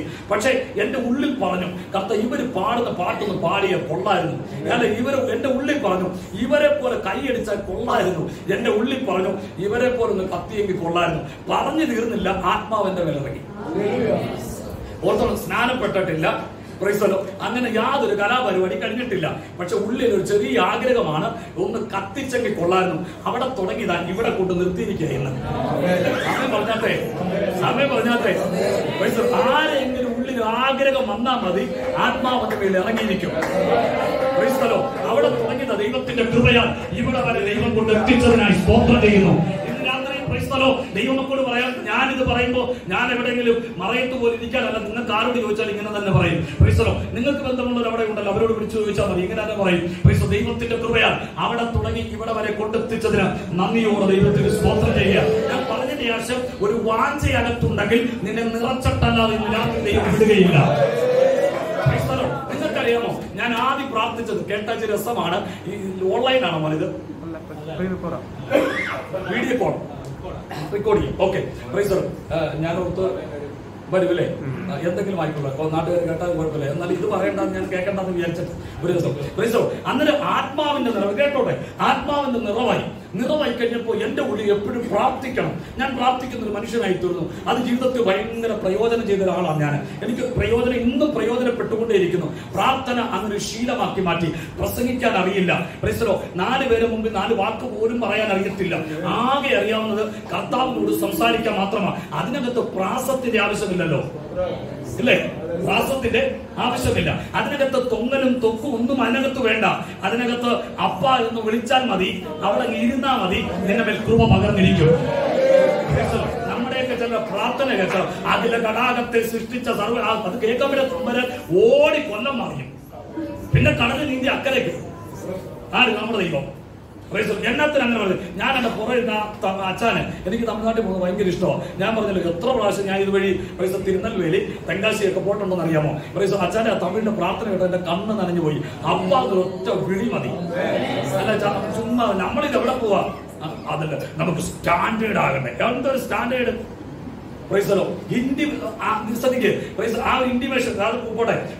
അങ്ങനെ പ്രാർത്ഥന മനുഷ്യനായി. ആ പ്രാർത്ഥന ജീവിതത്തിൽ ദൈവത്തിന്റെ വലിയ കൃപ എന്റെ മേൽ ചൊരിയപ്പെടാൻ അങ്ങനെ നിന്നപ്പോഴാണ് ഞങ്ങളുടെ വീട്ടിലെ ശ്രദ്ധിക്കുക 2 സംഭവം നടന്നു. ഞാൻ അറിയാതെ ഞങ്ങളുടെ വല്യപ്പച്ചൻ എന്ന് പറഞ്ഞ എന്റെ അച്ഛന്റെ ജ്യേഷ്ഠൻ, അദ്ദേഹത്തിന് കാളയുണ്ടായിരുന്നു. അറിയപ്പെടുന്ന ഒരാളാണ് അവിടെ. കാള കൂട്ടാൻ കാളയൊക്കെ ഉള്ള ഒരാളാണ്. അദ്ദേഹത്തെ കുഞ്ഞുഞ്ഞെന്ന് അറിയപ്പെടും. ഡേവിഡ് എന്നാണ് ഒഫീഷ്യൽ നെയിം. കുഞ്ഞുഞ്ഞ എല്ലാവരും പറയും. ഞങ്ങളുടെ വല്യപ്പയെ അറിയാത്തതായ ആരുമില്ല. ഏനാത്ത്, അടൂര്, കിളിവേല് അവിടെ എല്ലാവരെയും അറിയും. എന്നല്ല ചിറ്റയത്തെ അറിയത്തില്ലെങ്കിലും ഞങ്ങളുടെ വല്യപ്പയെ അറിയാം. അങ്ങനെ പ്രസിദ്ധന. കാരണം ഈ കൂട്ടും കാളയൊക്കെ ഉള്ളത് നല്ല റയറായിരുന്നല്ലോ സംഭവം ഉള്ളത് കൊണ്ട്. ശ്രദ്ധിക്കണേ, അദ്ദേഹത്തും വലിയ 2 കാളയുണ്ടായിരുന്നു. അന്നേരം ഇഷ്ടംപോലെ കൈത ഉണ്ടായുണ്ട്. ഈ കൈതക്കകത്ത് ഈ വിഷം വെച്ചു. അതായത് ഈ നമ്മുടെ വളക്കടയിൽ മേടിക്കുന്ന അതിനൊരു പേര് പറയും, ഊരിടാൻ വെച്ചു. അതിനകത്ത് വെച്ചിട്ട് ഇങ്ങനെ കൈത, കാരണം അത് മരപ്പെട്ടി വന്ന് തിന്നാൻ ചാകാൻ വേണ്ടിയായിരുന്നു. ശ്രദ്ധിക്കണേ, ഞങ്ങൾ ഇതിനകത്ത് നല്ല കൈതച്ചക്ക ഉണ്ടെന്ന് തട്ടിപ്പറക്കി ഇങ്ങനെ പൊയ്ക്കൊണ്ടിരിക്കുക. അങ്ങനെ ഇരുന്നപ്പോഴാണ് ഒരു കൈതച്ചക്കകത്ത് ഒരു കോട് കണ്ട് അതിനകത്ത് എന്തോ നീല കിടക്കുന്നു. എനിക്കത് അങ്ങനെ സംഭവം ഏതാണെന്ന് അറിയത്തില്ലായിരുന്നു. ഞാനിത് 2 എണ്ണം ഓടിച്ച് 2 കാളയ്ക്ക് കൊടുത്തു. ഇത് കണ്ടുകൊണ്ടിരുന്ന ഞങ്ങളുടെ ഒരു പെങ്ങൾ ഓടി വന്നിട്ട് ചോദിച്ചു, നീ എന്നാണ് കാണിച്ചത്? ഞാൻ പറഞ്ഞു അവിടുന്ന് 2 എണ്ണം പറിച്ചിട്ട് എന്നെ പറഞ്ഞു, എന്റെ പൊന്നെ അച്ഛൻ അതിനകത്ത് 2 വിഷം വെച്ചിരിക്കുകയായിരുന്നു. താളം തെറ്റി. 10-60,000 രൂപ അടുത്ത് വിലയുള്ള കാളയാണ്. പിന്നെ ഒന്നും നോക്കിയില്ല. ഞാൻ പെട്ടെന്ന് നിന്ന് 2 കുപ്പി വെള്ളം എടുത്തു, 2 കൈ കൊണ്ട് വെച്ചു, ഒരൊറ്റ പ്രാർത്ഥനയും പ്രാർത്ഥിച്ചു. ആ 2 കാളയ്ക്ക് കൊടുത്തു. ഞാൻ ഓർക്കുന്നുണ്ട്, അച്ഛൻ അത് 90,000 രൂപയ്ക്ക് അങ്ങോട്ടാണ് വിറ്റത്. ആ വെള്ളം കൊടുത്തപ്പോൾ ആളങ്ങ് സംഭവമായെന്നാണ് എനിക്ക് തോന്നുന്നത്. ശ്രദ്ധിക്കുക, 2ാമത്തെ സംഭവം കേട്ടു. അങ്ങനെ ആദ്യത്തെ പ്രാർത്ഥന ഫലിച്ചു. 2ാമത്തെ പ്രാർത്ഥന കേട്ടു. അങ്ങനെ ഇരിക്കുന്ന സമയത്താണ് എന്തോ ഒരു വിഷയം വന്ന് ആഹാരം കഴിച്ചിട്ടാണ് അവിടെ വല്ലുപ്പടി വിട്ടൊരു വിലയുള്ള നല്ലൊരു പട്ടി ഉണ്ടായിരുന്നു. ഒരു പട്ടിക്കുഞ്ഞ്, വില കൊടുത്ത് മേടിച്ച ഒരു പട്ടിക്കുഞ്ഞുണ്ടായിരുന്നു. ഈ പട്ടിക്കുഞ്ഞ് പെട്ടെന്ന് അങ്ങ് തളർന്നുപോയി. പട്ടിക്കുഞ്ഞ് എന്ത് ചെയ്തു? തളർന്നുപോയി, ചാകാറായി. അത് അവസാനം പിന്നെ ചെറിയൊരു ശ്വാസത്തിൽ കിടക്കുന്നു. ഞാൻ എന്റെ കസിൻ ബ്രദറിനെ വിളിച്ചു, നമുക്കൊന്ന് പ്രാർത്ഥിച്ചാൽ. ആ പറഞ്ഞു, നമുക്ക് ഒരാൾക്കായി പൊക്കാന്ന് പറഞ്ഞു. അതിനെ അങ്ങോട്ട് കയറ്റി ഞങ്ങൾ കട്ടിലേക്കടുത്ത് ഒറ്റ പ്രാർത്ഥന. ചാകാൻ കിടന്ന പട്ടിക്കുഞ്ഞ് നടക്കുന്നു. കാലങ്ങൾ കഴിഞ്ഞു. 2019 അവസാനം 2019 കേട്ടോ, 2019 8-ാം മാസം എഴുമറ്റൂർ എന്ന് പറഞ്ഞ സ്ഥലമുണ്ട്, വെള്ളിക്കുളത്തിന്റെ അടുത്ത്. ഒരു ചെറിയ അനുഭവം പറയാം. ആ സ്ഥലത്ത് നിന്നുകൊണ്ട് യേശു ക്രിസ്തുവിനെ പ്രസംഗിക്കുക. പരസ്യയോഗത്തിൽ പ്രസംഗിച്ചുകൊണ്ട് പ്രസംഗത്തിന്റെ ഹൈലൈറ്റ് ഇതാ: യേശു നിങ്ങളുടെ പാപം ക്ഷമിക്കും, യേശു നിങ്ങളുടെ രോഗം സൗഖ്യമാക്കും, യേശു ക്രിസ്തു രാജാതി രാജാവായി വേഗം വരുന്നു. ഇത് കേട്ടുകൊണ്ടിരുന്ന അന്ന് ദൂരെ നിന്ന് കേട്ടുകൊണ്ടിരുന്ന ഒരു പെൺകുട്ടി ഓടി ഞങ്ങളെടുത്ത് വന്നു. എന്നിട്ട് പറഞ്ഞു, പാസ്റ്റർ ഒന്ന് പ്രാർത്ഥിക്കാമെന്ന് ചോദിച്ചു. ഞങ്ങൾ പറഞ്ഞു, പിന്നെന്താ പ്രാർത്ഥിക്കാനോ? അങ്ങനെ പ്രാർത്ഥിച്ച പോരാ, ഞങ്ങളുടെ വീട്ടിൽ വന്ന് പ്രാർത്ഥിക്കണമെന്ന് പറഞ്ഞു. അവള് ഞങ്ങളെ വീട്ടിൽ കൂട്ടിക്കൊണ്ടുപോയി. വീട്ടിൽ ചെന്നപ്പോഴത്തെ കണ്ട കാഴ്ച പറയാം. കണ്ട കാഴ്ച, ഒരു ചെറുപ്പക്കാരൻ കട്ടിലേക്ക് കിടക്കുന്നു. അടുത്തുള്ള സഹോദരനുണ്ട്, നമ്മുടെ ചർച്ചിൽ അസോസിയേറ്റ് സഹോദരൻ അജേഷ് പാസ്റ്റർ. അദ്ദേഹം അടുത്ത് പറഞ്ഞു, രജു പാസ്റ്റർ, ഞാൻ പണ്ട് പറഞ്ഞില്ലേ ഈ 2 തുടയക്കടെ ഒരു ബസ് കയറി ഇറങ്ങിയ ഒരു ചെറുപ്പക്കാരനെ കുറിച്ച് പറഞ്ഞില്ലേ, അവനാ ഇവനെന്ന്. ഓടണോ നിക്കണോ അവന് വേണ്ടി പ്രാർത്ഥിക്കാനായി ഈ പെൺകുട്ടി ഞങ്ങളെ വിളിച്ചുകൊണ്ട്. എനിക്ക് പോകാൻ പറ്റത്തില്ല, യേശു സൗഖ്യമാക്കുമെന്ന് ഞാൻ പ്രസംഗിച്ചാളാ. അവേ യേശു സൗഖ്യമാക്കുമെന്ന് പ്രസംഗിച്ചാളാ. അനുഭവം പറഞ്ഞ് അടുത്ത ഭാഗത്തേക്കാറാം. ശ്രദ്ധിക്കേ, പ്രസംഗിച്ചാളാ. ഓടാൻ പറ്റുമോ? ഓടുന്ന എങ്ങനെയാ? സുവിശേഷം എനിക്ക് താല്പര്യം 6 എന്റെ കൂടെ നിൽക്കുക. ബൈബിൾ കോളേജ് പഠിക്കുന്ന 2 എണ്ണം. ഞാൻ ഓടിയ അവന്മാര് പറയും, എന്നാ ഇനി മുതൽ ഞങ്ങൾ ബൈബിൾ കോളേജ് പോകുന്നില്ലെന്ന്. അതുകൊണ്ട് ഭാഷ നമ്മൾ കട്ടയ്ക്ക് നിന്നാലേ ഇന്ന് നിൽക്കത്തുള്ളൂ. ശ്രദ്ധിക്ക്. അതുകൊണ്ട് എനിക്കിട്ട് പോകാൻ പറ്റില്ല, അടിമല്ലി കുടുങ്ങിയതാ പോലെ ഞാൻ. എങ്കിലും ഞാനൊരു സഹോദരന്മാർ വിളിച്ചു. എങ്ങനെ? എന്നിട്ട് ആ സഹോദരി അങ്ങോട്ട് പറഞ്ഞു, വേണമെങ്കിൽ ഒന്ന് കാണിക്കാം പറഞ്ഞു. ഒന്ന് ചുമ്മാതെ ആ പെൺകുട്ടി ആ സഹോദരന്റെ അരയ്ക്ക് താഴേക്കുള്ള ബെഡ്ഷീറ്റ് ഒന്ന് മാറ്റി കാണിച്ചോളൂ. ഞാൻ കണ്ണു തപ്പിപ്പോയി. അസ്ഥികൾ മാത്രം, നരമ്പുകൾ മാത്രം ഓടുന്നു. ഡോക്ടർമാർ പറഞ്ഞ കാര്യമുണ്ട്, ഞങ്ങൾ ചെയ്യാൻ പറ്റുന്നൊക്കെ മെഡിക്കൽ കോളേജിൽ കോട്ടയത്ത് ചെയ്യാൻ പറ്റുന്നൊക്കെ ചെയ്യും, നീ കൊണ്ടുപോയിക്കോ. ഹോപ്പൊന്നുമില്ല. കാരണം ഈ കാഴ്ച കണ്ട വലിയ കാലം ഒന്നും ജീവിച്ച് ഇരിക്കത്തില്ല. കാരണം വലിയ ക്ഷതമാണ് സംഭവിച്ചത്. ജീവിച്ചിരിക്കാനുള്ള തുങ്ങും തുറങ്ങലും ഒക്കെ ഞങ്ങൾ ചെയ്തിട്ടുണ്ട്. നടക്കാനൊന്നും പോകുന്നില്ല. ഈ കട്ടിലെ കിടപ്പാണ്. ഈ മരണം വരെ ഈ കട്ടിലെ തന്നെ ആയിരിക്കും. ഒരു പ്രതീക്ഷയ്ക്കും വകയില്ല. അവൾ എടുത്ത വായിലെ ഞങ്ങളോട് പറയുകയും ചെയ്തു. ഇനി പ്രാർത്ഥിക്കാൻ പറ്റുമോ? എന്റെ തൊണ്ടയൊക്കെ പറഞ്ഞിട്ട് ഞാനിങ്ങനെ എന്റെ നാക്ക് വല്ലാത്ത അനുഭവമായി പോയി. ലൈഫിൽ ആദ്യമായിട്ട് അറ്റൻഡ് ചെയ്യുക. എങ്കിലും ഞാനിങ്ങനെ സ്തോത്രം ചെയ്യുമ്പോ എന്റെ മേൽ ഒരു ദൈവ സാന്നിധ്യം വെളിപ്പെട്ടു. എന്റെ കൈകളൊക്കെ ഉയർത്താൻ തുടങ്ങി. അന്നേരം എനിക്ക് മനസ്സിലായി ദൈവാത്മാവിനെ ഞങ്ങൾക്ക് ഇടപാടാനുണ്ടെന്ന്. കയ്യിൽ ഒന്നുമില്ലാതിരിക്കെ യഹോവയുടെ ആത്മാവ് ശിംശോന്റെ മേൽ വന്നു. ഞങ്ങൾ കണ്ട ഒരു സിംഹത്തെ, ഒരു ആട്ടുകുട്ടിയെ കീറിക്കളയുന്നത് പോലെ അവൻ കീറിക്കളഞ്ഞ് വചനം പറയുന്നുണ്ട്. എന്റെ അടുത്ത് നിന്ന് സഹോദരൻ, എന്റെ ശബ്ദം മാറി. എന്റെ നാവിൽ ആരോ വെള്ളം തൊട്ടതുപോലെ എനിക്ക് വല്ലാത്തൊരു എനർജി ഉണ്ടായി. സഹോദരന്മാരോട് കൈ പുറത്ത് നമുക്ക് പ്രാർത്ഥിക്കാമെന്ന് പറഞ്ഞു. പ്രാർത്ഥിക്കുമ്പോൾ വെളിപ്പാടുകൾ ദൈവം പറഞ്ഞു, നീ ഒറ്റയ്ക്ക് നിന്റെ ദിനചര്യകൾ ഒറ്റയ്ക്ക് ചെയ്യാൻ പോകുകയാണ്. 2, നീ നിന്റെ കുഞ്ഞിന്റെ കയ്യിൽ പിടിച്ച് ഈ റോഡിൽ കൂടി നടക്കുന്നു. 3, നീ വാഹനത്തിൽ യാത്ര ചെയ്യുന്നു.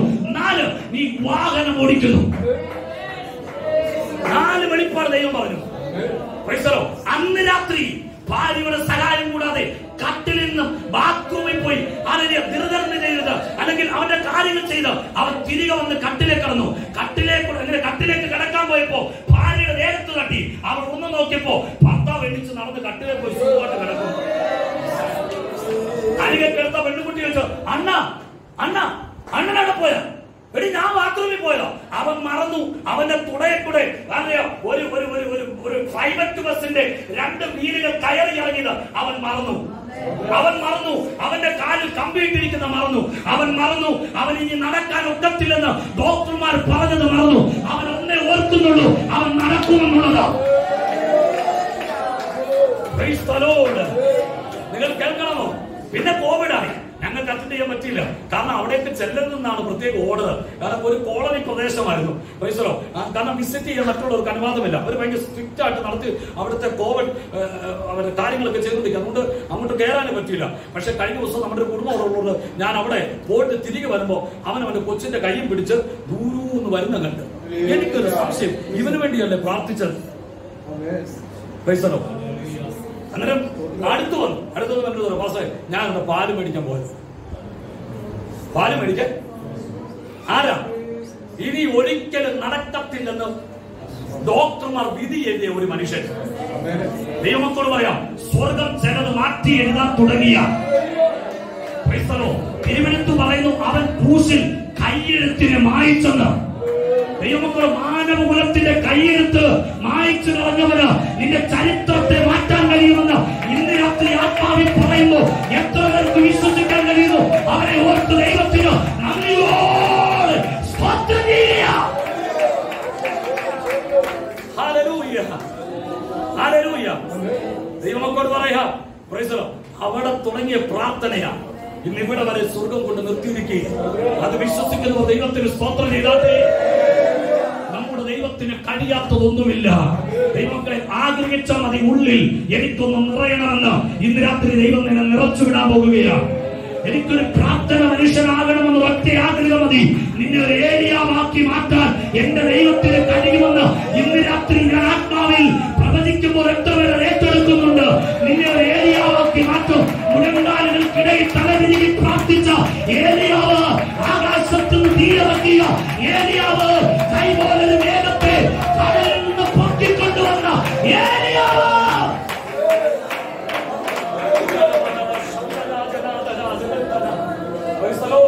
ഞാൻ ആ അനുഭവത്തിലൂടെ ഒന്ന് കയറിപ്പോയത് മാത്രം, ഇതൊന്നും പറയണമെന്നുള്ള ആഗ്രഹത്തോടെ വന്നിരുന്നതല്ല.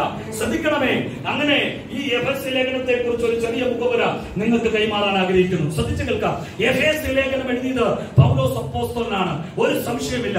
കാരാഗ്രഹ ലേഖനം എന്ന് പഠിതാക്കൾ പഠിക്കുകയും അങ്ങനെ വിശകലനം ചെയ്യാൻ നമ്മൾ ഏറ്റവും ആഗ്രഹിക്കുകയും ചെയ്യുന്ന ഒരു ലേഖനമാണ്. അതായത് കാരാഗ്രഹത്തിൽ കിടന്നുകൊണ്ട് പൗലോസിനാൽ എഴുതപ്പെട്ട ലേഖനം. റോമൻ കാരാഗ്രഹമാണെന്ന് പ്രത്യേക സംശയമില്ലല്ലോ. കാരാഗ്രഹത്തിൽ കടന്നുകൊണ്ട് എഴുതപ്പെട്ട ലേഖനമാണ് ഏത് ലേഖനം? എഫേസ്യർ എഴുതിയ ലേഖനം. ആ ലേഖനത്തിനകത്ത് പൗലോസ് അപ്പോസ്തലൻ വളരെ സ്പഷ്ടമായിട്ട് തന്റെ 2 പ്രാർത്ഥനകൾ പ്രതിപാദിച്ചിട്ടുണ്ട്. ലേഖനത്തിനകത്ത് 2 പ്രാർത്ഥനകൾ പ്രതിപാദിച്ചിട്ടുണ്ട്.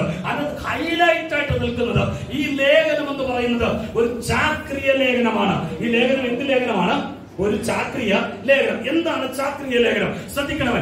ഏതെങ്കിലും ഒരു സഭയ്ക്ക് സ്ഥിരമായോ അല്ലെങ്കിൽ ഒരു സഭയെ ലക്ഷ്യമാക്കിയോ കൊലോസ്യർക്ക് ലേഖനം എഴുതുന്നത് പോലെ, അല്ലെങ്കിൽ ഗലാത്യർക്ക് ലേഖനം എഴുതുന്നത് പോലെ, കൊരിന്ത്യർക്ക് ലേഖനം എഴുതിയതുപോലെ അങ്ങനെ ഏതെങ്കിലും ഒരു സഭയെ ഉദ്ദേശിച്ച് എഴുതിയ ലേഖനമല്ല. പിന്നെയോ ആസിയ പ്രദേശം, അതായത് പകൽ പറഞ്ഞതുപോലെ ഏഷ്യ മൈനറിലുള്ള എല്ലാ സഭകൾക്കും വേണ്ടി എഴുതപ്പെട്ടതാണ് ഈ ലേഖനം.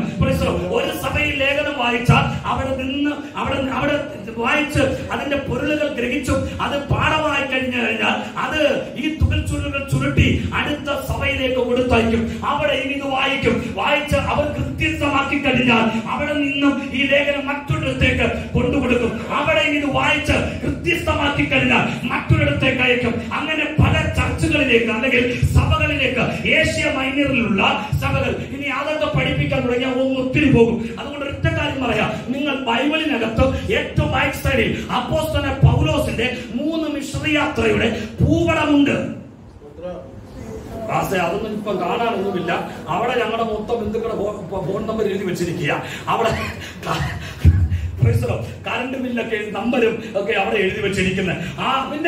പിന്നെ അവിടെ അച്ഛന്റെ ഫോട്ടോ എപ്പോഴും കയ്യിൽ വേണ്ടതുകൊണ്ട് എപ്പോഴും കൈ വെക്കുന്ന എങ്ങനെയാ. അതുകൊണ്ട് പൗലോസിന്റെ മിഷണറി യാത്ര ഭൂപടത്തിനകത്ത് തുപ്പല് തൊട്ടിച്ച് വെച്ചേക്കാം. പിന്നെ എങ്ങനെ കാണാനോ? ഇതൊക്കെ കാണണമെങ്കിൽ ഏറ്റവും വായിക്കല്. ചിലരൊന്നും കാണത്തില്ല. നമുക്കറിയാം, പറഞ്ഞ് അതങ്ങ് എവിടെയെങ്കിലും പോയി കാണാം. അല്ലെങ്കിൽ പിന്നെ നമ്മളങ്ങ് എഴുതി ആ ഭാഗം ഇങ്ങനെയൊക്കെ ഞങ്ങൾ പ്രസംഗിക്കുമ്പോൾ ഒന്ന് പരിശോധിക്കാൻ വേണ്ടിയാണ് ബൈബിൾ സൊസൈറ്റി അവിടെ വെച്ചിരിക്കുന്നത്. അതുകൊണ്ട് ഇനി നോക്കി ആരും കണ്ണു മഞ്ഞളിക്കണ്ട. വീട്ടിൽ നോക്കിയാൽ മതി എവിടെയൊക്കെ ഈ പുള്ളിക്കാരൻ പോയെന്ന്. അയ്യോ ഇത്രയ്ക്കും അങ്ങ് പോയോന്ന് അങ്ങനെ പറഞ്ഞാൽ മതി. ഇവിടെ വെച്ച് പറയണ്ട, നാളെക്കട ഞാനോട് കേൾക്കും. അതുകൊണ്ട് വീട്ടിൽ ചെന്ന് നോക്കിയിട്ട് ഒന്ന് അന്താളിച്ചാൽ മതി. അങ്ങനെ 3 മിഷണറി യാത്ര. ഈ മിഷണറി യാത്രയുടെ ആ ഭൂപടം അവിടെ ഉണ്ട്. അവിടെ നോക്കിയാൽ മതി. ഏഷ്യ മൈനർ, ആസിയ പ്രദേശം എന്നാണ് ആ കാലത്ത് പ്രസിദ്ധമായി അറിയപ്പെട്ടത്. ഭൂഖണ്ഡങ്ങൾ വേർതിരിക്കെ ഭൂഖണ്ഡങ്ങളുടെ പേരിൽ അറിയപ്പെടുകയും ചെയ്തപ്പോഴാണ് ഏഷ്യ മൈനർ അങ്ങനെ അറിയപ്പെട്ടത്. നമുക്കറിയാമല്ലോ. അല്ലെ, ഭൂഖണ്ഡങ്ങളെ വേർതിരിക്കുകയും ഭൂഖണ്ഡത്തിന്റെ പേരിൽ അറിയപ്പെടുകയും ചെയ്തപ്പോഴാണ് അതിനെ അങ്ങനെ വ്യാഖ്യാനിക്കപ്പെട്ടത്. അങ്ങനെ അല്ലെങ്കിൽ ആസിയ പ്രദേശത്തുള്ള സഭകൾക്കെല്ലാം വേണ്ടിയാണ് ഈ ലേഖനം എഴുതിയത്. അങ്ങനെ ലേഖനം എഴുതി. അതുകൊണ്ട് തന്നെയാണ് എഫേസ്യ ലേഖനം 1-ാം അധ്യായം 1, 2, 3 വായിച്ച വേഗത്തിൽ.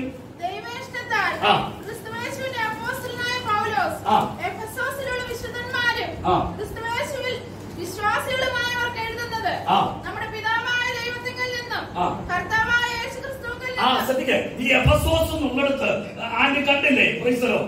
അവിടെ ഒരു ബ്രാക്കറ്റിനകത്തല്ലേ എഫെസോസിലുള്ള. അത് മറ്റൊരു സഭയിലേക്ക് ചെന്നാൽ അവരുടെ പേരെഴുതി ചേർക്കും. അങ്ങനെ അവിടെ എല്ലായിടത്തും പേരെഴുതി ചേർത്ത് അവരെ എഴുതി ചേർത്തായിരിക്കും അവിടെ വായിക്കുന്നത്. അവരെ എന്ന പോലെ അവരെന്ത് ചെയ്യും? വായിക്കും. എന്നിട്ട് അത് പേര് വെട്ടി അവരുടെ സ്ഥലപ്പേര് വെട്ടിയിട്ടായിരിക്കും അടുത്തുള്ളവർക്ക് കൊടുത്തയക്കുന്നത്. അവിടെ ചെല്ലുമ്പോൾ അവരും അതെന്ത് ചെയ്യും? എഴുതി ചേർക്കും. ഇങ്ങനെ എല്ലാ സഭകളും വായിക്കുക. പക്ഷെ ദൈവത്തിന്റെ ഒരു നീതിയുണ്ട്. ഈ ലേഖനം എഫെസോസിന്റെ പേരിൽ പുറത്തു വരണമെന്ന്. സ്മുർണ എന്ന സഭയുടെ പേരിൽ വേണമെങ്കിൽ ഈ ലേഖനം പുറത്തു വരായിരുന്നു. പക്ഷെ ദൈവം അനുവദിച്ചില്ല. കൊലോസ്യ സഭ, ഏഷ്യ മൈനറല്ല, കൊലോസ്യ സഭയുടെ പേരിൽ ഈ ലേഖനം പുറത്തു വരായിരുന്നു. ദൈവം അനുവദിച്ചില്ല. ദൈവം അനുവദിച്ച ഒറ്റ പേരാ എഫെസോസിന്റെ പേരിൽ ഇത് പുറത്തു വരണമെന്ന്. ഞാൻ കൂതു പറയാ, ദൈവം നിശ്ചയിച്ചിട്ടുണ്ട് ആര് പുറത്തു വരണമെന്ന്. ദൈവം നിശ്ചയിച്ചിട്ടുണ്ട് ആരിലൂടെ പുറത്തു വരണമെന്ന്. ദൈവം നിശ്ചയിച്ചിട്ടുണ്ട് ആരൊക്കെ പുറലോകത്ത് ദൈവത്തെ ഉയർത്തണമെന്ന്. ഇന്ന് പല ദൈവം നിശ്ചയിച്ചത് അട്ടിമറിക്കാൻ ലോകത്തിലെ ഒരു ശക്തിക്കോ കഴിയില്ല.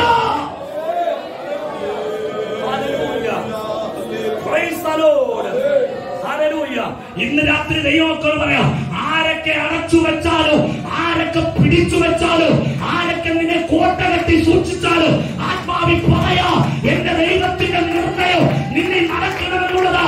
അത് നടന്നിരിക്കോ. നിന്നിൽ നിന്ന് പുറത്തു വരേണ്ടത് പുറത്തു വരോ.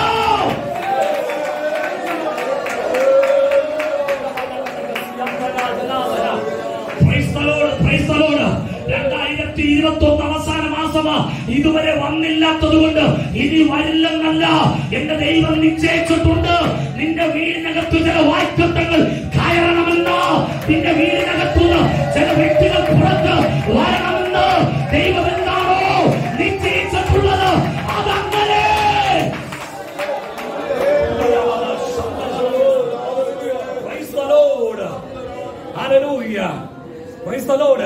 നിങ്ങൾക്കറിയാമോ, പൗലോസ് അപ്പോസ്തലന്റെ സുവർണ്ണ കാലം എന്നറിയപ്പെടുന്ന ഒരു കാലമുണ്ടായിരുന്നു. ആ കാലഘട്ടത്തിൽ തന്റെ ശുശ്രൂഷ മണ്ഡലം എന്ന് പറയുന്നത് എഫെസോസ് ആയിരുന്നു. ആ എഫെസോസിന്റെ പേരിൽ തന്നെ തമ്പുരാൻ, കാരണം ദീർഘകാലം താൻ ശുശ്രൂഷിച്ച ആ സഭയുടെ പേരിൽ തന്നെ ഈ ലേഖനം പുറലോകത്തേക്ക് കൊണ്ടുവന്നു. ഇന്ന് പല ദൈവമക്കളോട് പറയാം, ചില വെളിപ്പാട് ആരിലൂടെ വരണമെന്ന് ദൈവമാ തീരുമാനിച്ചത്. അത് നീ പ്രത്യേക രൂപത്തെ നിന്നെ കൊണ്ടുവന്നാലും പറ്റത്തില്ല. ഇനി ഒരു പ്രവാചകനും വന്ന പറ്റത്തില്ല. ദൈവം നിശ്ചയിച്ചിട്ടുണ്ട് ആരാ കൈവെക്കേണ്ടത്. ശൗമേൽ എന്ന പ്രവാചകന്റെ കയ്യിലിരിക്കുന്ന തൈലക്കൊമ്പിലെ തൈലോ ആരെ തലയിൽ വീണമെന്ന് സ്വർഗം നിശ്ചയിച്ചിട്ടുണ്ട്.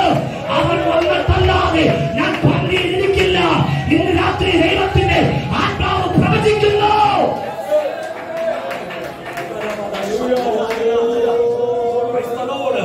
പൊക്കമുള്ള ആള്, കഴിവുള്ള മിടുക്കന്മാര്, തന്റേടികളായവർ ഏറുണ്ടായിരിക്കാം. നിനക്ക് പക്ഷെ ഒരു കാര്യമുണ്ട്, അവരെ ഒന്നും മുമ്പിൽ ഈ കൊമ്പിലെ തൈലം നുരച്ചു പൊങ്ങില്ല. പക്ഷെ ഈ കൊമ്പിലെ തൈലം നുരച്ചു പൊങ്ങും. ആ കാട്ടിൽ കിടക്കുന്ന ഇടയച്ചെറുക്കനില്ലേ ദാവീദ്, കാട്ടരുവിലെ വെള്ളം കുടിച്ച് കാട്ടുകാ പറിച്ചു നിന്ന് കാട്ടിലൂടെ പാട്ടുപാടി നടന്ന ആ ദാവീദ്, അവനൊന്ന് വന്നോട്ടെ, എന്റെ കരം ചലിക്കോ.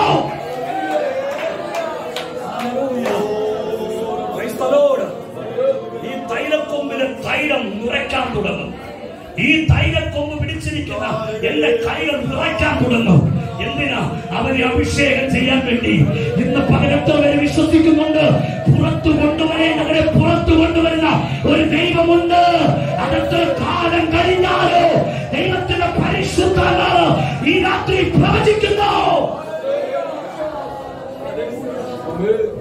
ദൈവത്തിന്റെ നീതി കണ്ടോ? നിങ്ങൾക്കറിയാമോ, ഈ ലേഖനം ഈ ആസിയ പ്രദേശത്ത് തന്നെ വരുന്നത് ഒനോസിമോസ് വഴി. നീ ഒനോസിമോസ് ഒക്കെ ആരാണ് എന്നോട് ചോദിക്കും. ഫിലോമോൻ വഴി. പിന്നെ വേറൊരാളുണ്ട്, തിഹിക്കോസ് വഴി. ഇങ്ങനെയൊക്കെയാണ് തിഹിക്കോസിനെ കുറിച്ചൊക്കെ പറയുന്നത്.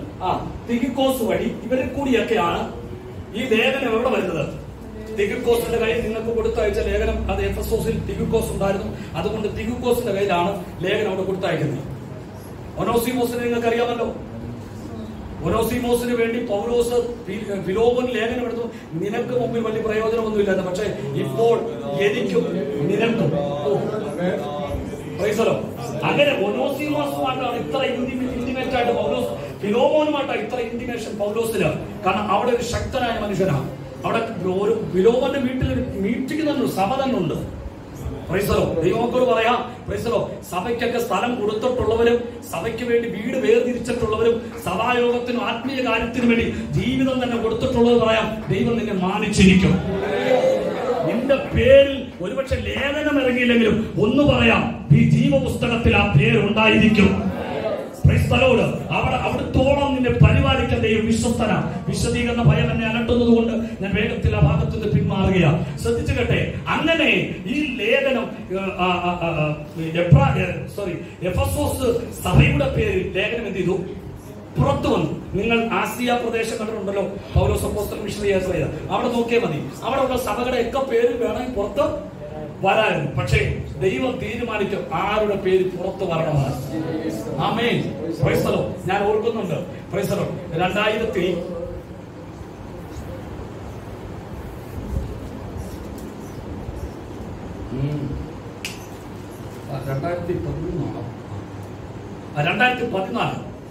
വെണ്ണിക്കുളം ഗോസ്ബൽ സെന്ററിൽ ഞങ്ങളുടെ ചർച്ചിൽ വെച്ച് ഒരു നീണ്ട ദിവസം 40 days ഫാസ്റ്റിംഗ് നടന്നു.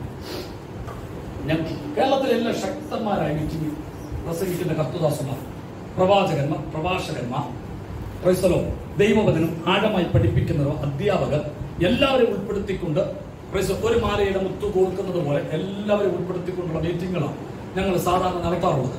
ഏതെങ്കിലും ഒരു കാറ്റഗറിപ്പെട്ട ആൾക്കാരെ മാത്രം വിളിച്ച് യോഗം നടത്തുന്ന ഒരു അവസ്ഥാന്തരമല്ല, മറിച്ച് എല്ലാവരും വിളിക്കും. പ്രവാചകന്മാരെ വിളിക്കും, നന്നായിട്ട് ദൈവവചനം മാത്രം പ്രസംഗിക്കുന്നവർ വിളിക്കും, ലേഖനങ്ങൾ പഠിപ്പിക്കുന്നവർ വിളിക്കും, പഴയ നിയമം മാത്രം പ്രസംഗിക്കുന്ന മുണ്ടക്കയം വേവിച്ചാനെ പോലുള്ളവരുണ്ട്, അവരെ വിളിക്കും. അങ്ങനെയൊക്കെയുള്ള ഒരുപാട് പേരെ എല്ലാ കാറ്റഗറിയിൽപ്പെട്ടവരെ വിളിച്ച് മീറ്റിംഗ് നടത്തുന്നു. പ്രവാചകന്മാർ അതിൽ എനിക്കൊന്നൊരു 4, 5, 6 പ്രവാചകന്മാർ എല്ലാ മീറ്റിംഗും. അത് ശക്തന്മാർ കേരളത്തിൽ അനുഗ്രഹീതരായിരിക്കുന്ന, അറിയപ്പെട്ടിരിക്കുന്ന, വിശ്വാസയോഗ്യമായി പ്രവചിക്കുന്ന പ്രവാചകന്മാർ ഇവരെല്ലാം ഉണ്ടായിരുന്നു ആ ശുശ്രൂഷയിൽ. പക്ഷേ ആ മീറ്റിംഗ് കഴിയുന്നതിന് മുമ്പ്, ഒരാഴ്ച മുമ്പ് ഒരു രാത്രി ഞാനിങ്ങനെ ഞങ്ങളുടെ ചർച്ചിന്റെ ഓഫീസുണ്ട്, ഓഫീസിൽ ഇങ്ങനെ പ്രാർത്ഥിച്ചുകൊണ്ടിരുന്നപ്പോൾ ദൈവാത്മാവിന് ഒരു വെളിപ്പിച്ച കാണിച്ച എങ്ങനെയാണ്, ചർച്ചിന് തന്നെ എനിക്ക് ഏറ്റവും പ്രിയപ്പെട്ട ഒരാളുണ്ട്, മറ്റൊരാൾ, രണ്ടുപേരും വെള്ളത്തിൽ മുങ്ങിച്ചാണ്. എന്നിട്ട് അവരെ ബോഡി എടുത്തിട്ട് ഇങ്ങനെ കരയ്ക്ക് കൊണ്ടിട്ട് വെള്ളം മുതപ്പിച്ച് ഇങ്ങനെ കിടത്തുന്നു. ഈ ഒരു വെളിപ്പാടിനെ എന്നെ വല്ലാതെ അസ്വസ്ഥപ്പെടും. നിങ്ങൾ ഓർക്കണം, ദുഃഖകരമായ കാര്യം, ഈ മരിക്കുന്നവൻ ഒരുവൻ എന്റെ ഇപ്പുറത്ത് ഓഫീസിലെ കട്ടിൽ കിടന്നുറങ്ങുക. ഈ മരിക്കുന്ന ഈ രണ്ടുപേരാണ് കാണുന്ന ഈ വാർത്തനെ കാണിച്ചത്. പക്ഷെ എനിക്ക് ആ മുഖം കൊണ്ട് വ്യക്തമായി രണ്ടുപേരാണ് മരിച്ചത് കാണിച്ചത്. പക്ഷെ എന്നെ വല്ലാതെ അലട്ടി. പിറ്റേ ദിവസം ഞാൻ പ്രാർത്ഥിക്കും, ഇത് തന്നെ കണ്ടു. ഞങ്ങൾ ആ സമയത്താണ് തോന്നുന്നു നമ്മുടെ ലോഗോസ് കപ്പല് എറണാകുളത്ത് കൊച്ചി വന്ന് നിങ്ങൾക്ക് ഓർമ്മയുണ്ട്. അങ്ങനെ ഞങ്ങൾ യാത്ര പ്ലാൻ ചെയ്തത്. ഞാൻ ഷാൽപാസ് പറഞ്ഞു, ബാസ് നമുക്ക് ഈ യാത്ര ക്യാൻസൽ ചെയ്യും. കാരണം നമ്മൾ ബോട്ടിൽ ചെന്ന് വേണം ഈ കപ്പൽ കാണാനും ഒക്കെ ഉള്ള അവസരമുണ്ട്. അല്ലാതെയാണ് കയറുന്നത്, ഷിപ്പിലൂടെയാണ് കയറുന്നത്. പക്ഷെ ആ ബോട്ടിൽ പോയി യാത്ര ചെയ്താൽ നമുക്ക് ഈ ഷിപ്പിന്റെ ചുറ്റും കടന്ന് കാണണം. അങ്ങനെയൊക്കെ പ്ലാൻ ചെയ്തു. കൊച്ചിയിലുള്ള നമുക്ക് ഏറ്റവും പ്രിയപ്പെട്ട ഒരു പാസ്റ്റ കാര്യങ്ങളൊക്കെ ഞങ്ങൾക്ക് ചെയ്തു തന്നു. ഞാൻ പറഞ്ഞത് ക്യാൻസൽ ചെയ്തു. എന്നോട് എന്താ വിഷയം? ഞാൻ പറഞ്ഞു, ഇങ്ങനെ വെളിപ്പാട് ദൈവം എന്നെ കാണിച്ചത്. ഓക്കെ, ക്യാൻസൽ ചെയ്ത് ഞങ്ങൾ ആ കാര്യങ്ങളൊക്കെ ചെയ്തു. അത് നോ പ്രോബ്ലം. പക്ഷെ അപ്പോഴും എന്റെ ഉള്ളിൽ പറയാം, ആ മരണത്തിനൊരു മാറ്റവുമില്ല. ശ്രദ്ധിക്കണേ, ഇത് ചർച്ചിനോട് പിന്നെ ഒരു ചെറിയ രീതിയിൽ അവതരിപ്പിച്ച് അവർ പ്രാർത്ഥിക്കാൻ പറഞ്ഞു. നമുക്കറിയാം, ചർച്ചിനോടൊക്കെ പറയുമ്പോൾ പെട്ടെന്നൊരു ഷോക്ക് ഉണ്ടാവും, മരണത്തെ കുറിച്ച് പറയുമ്പോൾ ഷോക്ക് ഉണ്ടാവും. മരിച്ചില്ലെങ്കിലും പോയി ചുമ്മാതെ മരണത്തിച്ചാണ് വേണമെങ്കിൽ. അതൊരു ഒരു സൈക്കോളജി. അതുകൊണ്ട് വെറുതെ മരണത്തിൽ ചാടിക്കേണ്ട കാര്യങ്ങൾ. അങ്ങനെ ഒരു ചെറിയ രീതിയിൽ പറഞ്ഞു. ശ്രദ്ധിക്കണേ, അന്നേരം ഈ മോൻ ഇവനുണ്ട്, ആശിഷ്, അവനോട് ഞാൻ പറഞ്ഞു, അവിടെ ഇങ്ങനെ വെളിപ്പാട് കണ്ടെന്നു. അന്നേരം അവനെന്റെ അടുത്ത് പറഞ്ഞു, അച്ഛാ, എന്നെ അച്ഛാന്നാണ് വിളിക്കുന്നത്. അച്ഛൻ പിള്ളേർ കുഞ്ഞുങ്ങളല്ല എന്നെ അച്ഛാന്നാണ് വിളിക്കുന്നത്. അച്ഛ, ഇനി ഒറ്റ ഞങ്ങളുടെ ചർച്ചിന്റെ ഫ്രണ്ടിൽ ഒരു തോടുണ്ട്, അത് മണിമലയാറ്റിലേക്ക് ഒഴുകി പോകുന്നത്. ധൈര്യമായിട്ട് ഇനി ഞായറാഴ്ച മുതൽ ഞാൻ പാലത്തിലായിരിക്കും. ഞാൻ പറഞ്ഞു, നീ പാലത്തിലിരിക്കൊന്നും വേണ്ട. കാരണം പാലത്തിലിരിക്കുന്ന കുട്ടികൾ ആരെങ്കിലും വന്ന് ഈ തോട്ടി ചാടി നേരെ പോകുന്ന മണിമലയാറ്റിലോട്ടാണ്. നേരെ പോകുന്ന എവിടോട്ടാ? വലിയ ദൂരമൊന്നുമില്ല, ചെറിയ ദൂരമുള്ളൂ മണിമലയാറ്. ഇവൻ പറഞ്ഞു, ഞാൻ ഇവിടെ കാവൽ നിൽക്കും, ഒരാൾ പോലും അങ്ങോട്ട് വരാതിരിക്കാൻ. അങ്ങനെ ആ സമയത്ത് ഒരു ചെറിയ മഴയുണ്ട്, വെള്ളം നന്നായിട്ട് ഒഴുകുന്ന ഒരു തോടാണ്. ഇവൻ ഇത് പറയുകയും ചെയ്തു, നമുക്കത് കെയർ ചെയ്യണം, നമുക്ക് പാസ്വേഡ് പറയണം, CCTV നമുക്ക് അത്യാവശ്യമായിട്ട് നമുക്ക് CCTV അറേഞ്ച് ചെയ്യണം, കാരണം ഇത് ഡേഞ്ചറാണ്. ഇത് നമുക്ക് എന്നാൽ ഈ പറയുന്നവനെ മരിക്കാൻ പോകുന്നത് ഞാനും അറിയുന്നില്ല, അവനും അറിയുന്നില്ല. ഒരു 6 ദിവസം 7 ദിവസം കഴിഞ്ഞപ്പോൾ ഞാൻ ഷിബു നെടുവിൽ, ഷിബു പാസിന്റെ നമ്മുടെ മാരാമണുള്ള ഷിബു പാസിന്റെ ചർച്ചയിൽ ഒരു മീറ്റിംഗിൽ ഉപവാസ പ്രാർത്ഥന പ്രസംഗിച്ചുകൊണ്ടിരിക്കുകയാണ്. ഞങ്ങൾക്ക് എന്റെ ഫോണിനകത്തൊരു 10-80 മിസ് കോൾ കിടക്കുന്നു. മീറ്റിംഗ് കഴിഞ്ഞിട്ട് ഞാൻ അറ്റൻഡ് ചെയ്താണ്. ഞാൻ നോക്കിയപ്പോൾ 80 മിസ് കോൾ, 80 പേര് എന്നെ വിളിച്ചെന്നു. ഈ ഒരു ചെറിയ പീരീഡ് അതെന്ന് ഗൾഫിൽ നിന്നോ അമേരിക്കയിൽ നിന്ന് വരെ നമ്മുടെ ചർച്ചക്കാർ വിളിച്ചേക്കുന്നു. എനിക്ക് പെട്ടെന്ന് കിട്ടുന്ന ഒരാൾ വിളിച്ചോട്ടും പറഞ്ഞു, ആശിഷും ആശിഷിന്റെ വീടിന്റെ തൊട്ടടുത്തുള്ള അപ്പും രണ്ടുപേരും മണിമലയാറ്റി മുങ്ങി മരിച്ചു.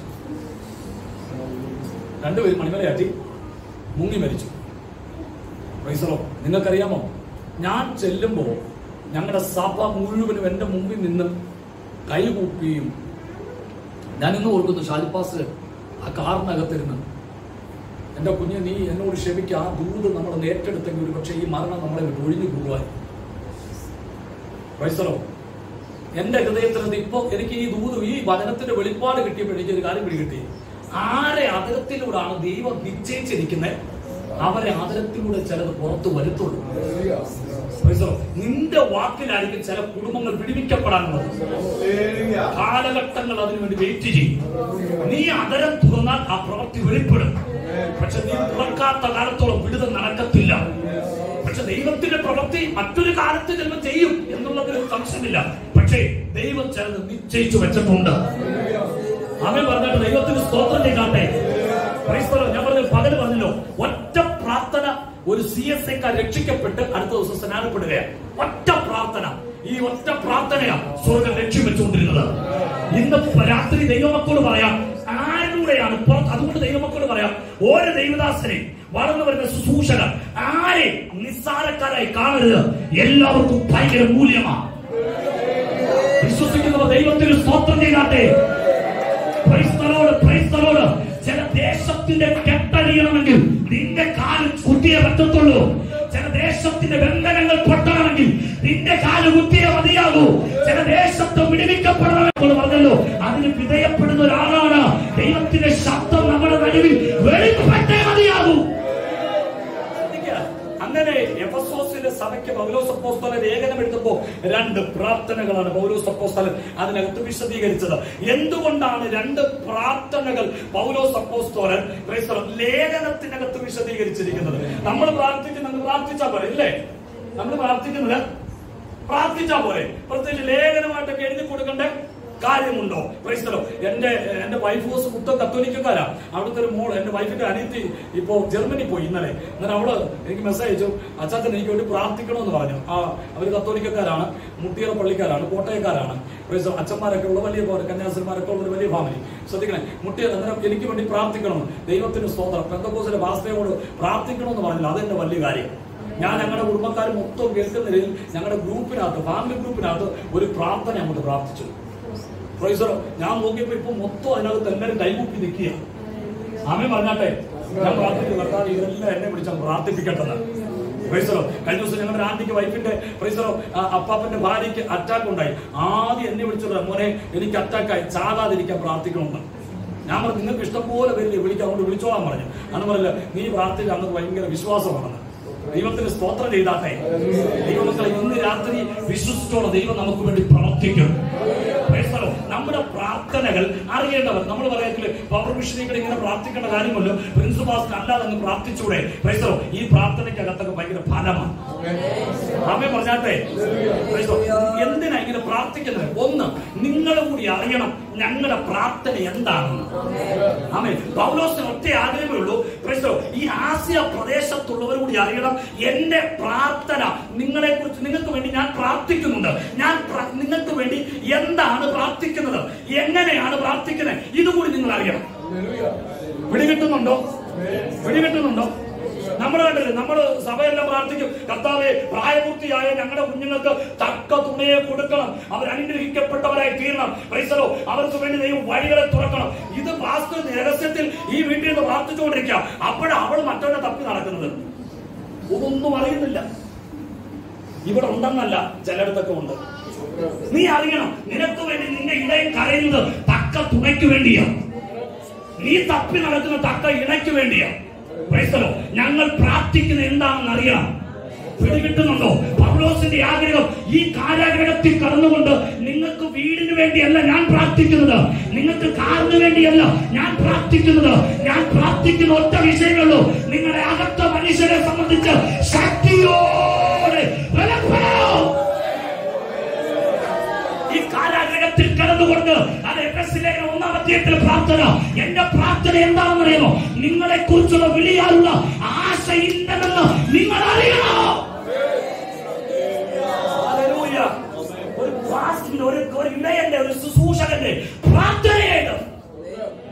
ഹല്ലേലൂയ. ആ പ്രാർത്ഥന എഫെസോസുകാരും ആസിയക്കാരൊക്കെ വായിച്ചപ്പോഴാണ് പിടികിട്ടിയത്. അതെ, ദൈവത്തിന് നമ്മെ കുറിച്ച് ആശയമുണ്ട് കേട്ടോ. നമുക്ക് പ്രാർത്ഥിക്കാം. ആ ആശ നമ്മുടെ ജീവിതത്തിൽ പൂർത്തീകരിക്കപ്പെടാൻ വേണ്ടി ഇന്ന് രാത്രി ദൈവാത്മാവ് പറയുന്നു, ദൈവത്തിന് നിന്നെ കുറിച്ച് ഒരു ഡ്രീമുണ്ട്. എത്ര പേര് വിശ്വസിക്കുന്നുണ്ട്? നിന്നെ എത്തിക്കുവാൻ, നിന്നെ ഉയർത്തുവാൻ, നിന്നെ മാനിക്കാൻ, നിന്നിലൂടെ ദൈവത്തിന്റെ മഹത്വം വെളിപ്പെടുത്താൻ ദൈവത്തിന് സ്തോത്രം ചെയ്താട്ടെ. യോസേപ്പേ, നീ പൊട്ടക്കുഴി കടന്നാലും നിന്റെ സ്വപ്നമല്ല, ദൈവത്തിന്റെ സ്വപ്നമാ നിന്നെ പറവോന്റെ കൊട്ടാരത്തിൽ എത്തിക്കുക എന്നത്. യോസേപ്പേ, നീ കാരാഗൃഹത്തിൽ കടന്നാലും നിന്റെ സ്വപ്നമല്ല, എന്റെ സ്വപ്നമാ നിന്നെ പറവോന്റെ കൊട്ടാരത്തിൽ ഇരുത്തുക. അവന്റെ വിളിയാനുള്ള ആശ. ആശ എന്താ? സ്വപ്നം. ദൈവത്തിന് നമ്മെ കുറിച്ച് ഒരു സ്വപ്നമുണ്ടെന്ന്. എനിക്ക് 2 കുഞ്ഞുങ്ങളുണ്ട്. എന്തോരം സ്വപ്നമാണെന്ന് അറിയാമോ? ഒരു അപ്പൻ എന്ന നിലയിൽ എനിക്കറിയാം ദൈവം വളർത്താൻ തന്നത് മാത്രമാണെന്ന്. Price the Lord. അതിനപ്പുറത്തേക്കൊന്നും നമുക്കൊന്നും ഒരു അവകാശവുമില്ല. വളർത്താൻ, പഠിപ്പിക്കാം, പ്രാർത്ഥിക്കാം, ആത്മീയതയിലേക്ക് നടത്താം. അതിനപ്പുറം എല്ലാം ആ ദൈവത്തിന്റെ പദ്ധതിയാണ്. ആ നിലവിലെ ദൈവത്തിന് സ്തോത്രം ചെയ്താണ്. അപ്പോഴും ഞാനറിയാം, പിതാവിന്റെ ആശ ഉള്ളപ്പോൾ തന്നെ എനിക്കും ചില ആഗ്രഹമുണ്ട് എന്നതുപോലെ സ്വർഗത്തിലെ ദൈവത്തിന് നിന്നെ കുറിച്ചൊരു സ്വപ്നമുണ്ട്. എത്ര പേര് രാത്രി അത് വിശ്വസിക്കുന്നുണ്ട്? നീ ചതഞ്ഞും ചട്നിയൊക്കെ ഇരിക്കുമ്പോ ഓർത്തോ, നിന്നെ കുറിച്ചൊരു സ്വപ്നമുണ്ട്. ചിലടത്ത് എത്തിക്കണമെന്ന്, ചില മേഖലകൾ കീഴടക്കണമെന്ന്, ചിലടത്ത് നിന്നിലൂടെ അവന്റെ സ്നേഹത്തെ പ്രദർശിപ്പിക്കണമെന്ന്, നിന്നിലൂടെ അവന്റെ ശക്തിയെ വെളിപ്പെടുത്തണം. ഇതൊന്നും അറിയാതെ നമ്മൾ വോട്ടുപോയി അടിച്ച് സ്വോത്രം പറഞ്ഞ് നമ്മളെ അടിച്ചു വന്നൊരു മൂലക്കൊക്കെ ഇരുന്ന് നമ്മൾ വിശാലമായിട്ട് അവസാനം നമ്മുടെ പേരോ പെന്തക്കോസ്തുകാരൻ. പിടികിട്ടുന്നുണ്ടോ? പൗലോസിന്റെ ആശ, പൗലോസിന്റെ പ്രാർത്ഥന എന്താ? നിങ്ങളുടെ ഹൃദയ ദൃഷ്ടി പ്രകാശിക്കണം. പൗലോസിന്റെ പ്രാർത്ഥന എന്താ? അവന് വിളിയാനുള്ള ആശ ഇന്നത് നിങ്ങൾ അറിയണം. വിശുദ്ധന്മാർക്ക് വേണ്ടി, വിശുദ്ധന്മാർക്കുള്ള അവകാശത്തിന്റെ മഹിമാതനം ഇന്നത് നിങ്ങൾ തിരിച്ചറിയണം. ഇന്നതെന്ന് അറിയേണ്ടതിന് ഇഷ്ടപ്പെട്ട എല്ലാ വേർഷനും അങ്ങനെ തന്നെ അറിയേണ്ടത്. അടുത്തത്, വിശ്വസിക്കുന്നവർക്ക് കൊണ്ട് വ്യാപരിക്കുന്ന ശക്തിയുടെ അളവറ്റ വലിപ്പം ഇന്നതെന്ന് നിങ്ങൾ അറിയേണ്ടതിന്. അല്ലേ? അല്ലേ? നിങ്ങൾ ശ്രദ്ധിക്കും. എന്റെ അമ്മച്ചി ഒരു സാധാരണ നാട്ടിൻപുറത്തുകാരിയാണ്. ഇത് മൈക്കൊക്കെ ആണെന്ന് ഇപ്പൊ എന്തൊക്കെ വന്നപ്പോ മനസ്സിലായി ഇത് മൈക്കൊക്കെ ആണെന്ന്. നിങ്ങൾ ഞാൻ ഇവിടുന്ന് പാസ്റ്റ് സ്നേഹം കൂടിയിട്ട് ഈ വയർ എനിക്ക് ചുറ്റിക്കെട്ടി തന്നു കഴിഞ്ഞാൽ നാളെ 2 ദിവസം കഴിഞ്ഞ് നിങ്ങൾ വന്ന് ഞങ്ങളുടെ വീട്ടിൽ അഴയായിട്ട് കിടക്കുന്ന കാണാം. ഞങ്ങളുടെ വീട്ടിൽ അഴയായിട്ട് ഒന്ന് 3-4 റബ്ബർ ഷീറ്റ് ഉണ്ട്, അതൊന്ന് വിരിച്ചിടും. അല്ലെങ്കിൽ കൈക്കല പിടിക്കുന്ന തുണി എങ്കിലും ഇതിനകത്ത് വിരിച്ചിടും. ശ്രദ്ധിക്കും. ഇതും അല്ലെങ്കിൽ മനസ്സിലായില്ലെങ്കിൽ പോട്ടെ. ശ്രദ്ധിക്കും.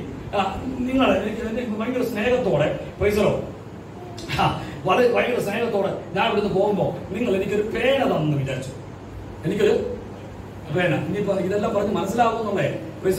അന്നേരം ഒരു പേന തന്നു വിചാരിച്ചു. പോട്ടെ, ഞാൻ അന്ന് പോവാ. അച്ഛൻ ആ ട്രമ്പിന്റെ ഇറങ്ങി നിന്നച്ഛൻ പൈസ എനിക്ക് ഞങ്ങളുടെ അവിടെ ട്രമ്പൊന്നും ഇല്ല കേട്ടോ. നിങ്ങൾ അങ്ങോട്ട് ട്രമ്പ് മേടിച്ചു തരണം. ട്രമ്പിന്റെ കാലം കഴിഞ്ഞു പോയി. ഈ കൂടെ ഒക്കെ ആയതുകൊണ്ട് നമുക്ക് ഇതൊക്കെ വേണ്ടത്. പൈസ ദൈവത്തിന്റെ സ്തോത്രം. ശ്രദ്ധിക്കുക. ഈ ട്രമ്പിന്റെ കമ്പ് റെജിപ്പാസ്റ്റ് കൊണ്ടുപോകുമെന്ന് പറഞ്ഞ് എനിക്ക് തന്നയച്ചു. ഞാനിത് വല്ലേ പൊടിച്ച് മുന്നേ പൊടിച്ചെന്ന് പറഞ്ഞ് ഞാനിത് വണ്ടിക്കകത്ത് വെച്ച് വീട്ടിൽ കൊണ്ടുകൊടുത്തു. പൈസോ വീട്ടിലോട്ട് കൊണ്ടുവന്ന് എന്റെ മുറിക്കകത്ത് മേശപ്പുറത്ത് ഇത് വെച്ചിരിക്കുകയാണ്. അമ്മ വന്ന് നോക്കി, കൊള്ളാല്ല സംഭവം. ഞങ്ങളുടെ ദിവസം വീട്ടിൽ മിക്ക ദിവസം പുട്ടാ. കാരണം വേഗത്തിൽ പരിപാടി തീരുമല്ലോ. ഇട്ട് വെച്ചിട്ട് കണ്ണടച്ചിരുന്നാ മതി. സീറ്റി അടിച്ച് കിട്ടുമോ പൈസോ തള്ളിയിട്ട് മക്കൾക്കും അപ്പനും എല്ലാവർക്കും കൊടുത്താൽ മതി. പൈസോ അമ്മായിമ്മ വെല്ലുന്നൊരു മരുമോളും ഞങ്ങളുടെ അമ്മയ്ക്ക് കിട്ടിയിട്ടുണ്ട്. ഇവർ 2 ഒരു കയ്യാ. പൈസോ ഞങ്ങൾ ഒരു പരിവാക്കി. ഇന്ന് രാവിലെ എന്റെ മോൻ ചോദിച്ചു, അമ്മാമി ഈ പുട്ട് എന്നിട്ടൊന്നും എനിക്ക് പ്രാർത്ഥനയ്ക്ക് വരാൻ പറ്റത്തില്ല.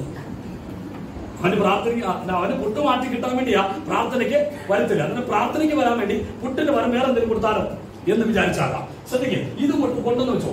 അങ്ങനെ ഞാൻ കൊണ്ടുവച്ചു. 2 ദിവസമായി 3 ദിവസമായി 4 ദിവസമായി ഇതെന്നാന്ന് പോലും ചോദിക്കാതെ അമ്മയ്ക്ക് തോന്നി ഇതെന്തോ നല്ല സംഗതിയാ. പക്ഷെ അവൻ ഇതൊന്നും കാര്യം പറഞ്ഞില്ലല്ലോ എന്ന് വിചാരിച്ച് അമ്മ നേരെ അടുക്കള കൊണ്ടുപോയി പറഞ്ഞു, ഞാൻ പറഞ്ഞല്ലോ പുട്ട് തള്ളാനല്ലാതെ ഒന്നും ഇത് കൊള്ളത്തില്ല ഇല്ലേ. പക്ഷെ പാസ്റ്റർ എനിക്ക് തന്നെ എന്താ നല്ല 1 ട്രമ്പിന്റെ കമ്മല്ലേ ഇന്നതെന്ന് അറിയേണ്ടതിന്. പിടികെട്ടിയതോ? അറിയാത്തത് കൊണ്ട് അമ്മച്ച് പുട്ട് തള്ളി. പക്ഷെ അറിഞ്ഞുകൊണ്ട് പുട്ട് തള്ളുന്നവരുണ്ടല്ലോ ഇതിനകത്ത്. ഇതൊക്കെ മനസ്സിലാക്കാൻ വേണ്ടി പറഞ്ഞ നിങ്ങൾ മുൻവെക്കാറല്ല. അല്ല, ഞാൻ ഇതിനെക്കാട്ടി സ്റ്റാൻഡേർഡായിട്ട് പറഞ്ഞ പിന്നെ നിങ്ങൾക്കൊന്നും മനസ്സിലായല്ലോ. ഇതൊക്കെ പറഞ്ഞപ്പോൾ നിങ്ങൾ കണ്ടു തെളിയിക്കുന്നു. ഇതെന്തോ പറഞ്ഞു വരുന്നത് ഇപ്പൊ മനസ്സിലായോ? ഇന്നതെന്നറിയേണ്ടതിന് വിളിയാനുള്ള ആശ ഇന്നതെന്നറിയണം, അല്ലെങ്കിൽ നീ മിസ്യൂസ് ചെയ്യും. ശ്രദ്ധിച്ച് കേൾക്ക സഹോദര, പുനരൂരിന്റെ മണ്ണിൽ ഒരുപാട് പേര് വിടുവിക്കപ്പെടാൻ ഇന്നും ഉള്ളപ്പോ നിന്നെ വിടുവിച്ച് ഇതിനകത്ത് എത്തിക്കൊണ്ടുവന്ന് ഇന്നതിനാണെന്നോ നീ തിരിച്ചറിഞ്ഞോളൂ. ഹല്ലേലൂയ. ഓർത്തോണം, ദൈവത്തിന്റെ അളവില്ലാത്ത കൃപ നിനക്ക് നിന്റെ കുടുംബത്തിന് തന്ന് നിന്റെ അകക്കണ്ണുകളെ തുറന്ന് ഇതിനകത്തേക്ക് കൊണ്ടുവന്ന ദൈവത്തിന് നിന്നെ കുറിച്ച് ഒരു സ്വപ്നമുണ്ടെന്ന് അത് തിരിച്ചറിഞ്ഞോ. ഇന്നതെന്ന് തിരിച്ചറിയേണ്ടതിന് അറിയാതെ നമ്മളൊക്കെ കാട്ടുന്ന കാട്ടായം കണ്ടിട്ടില്ലേ?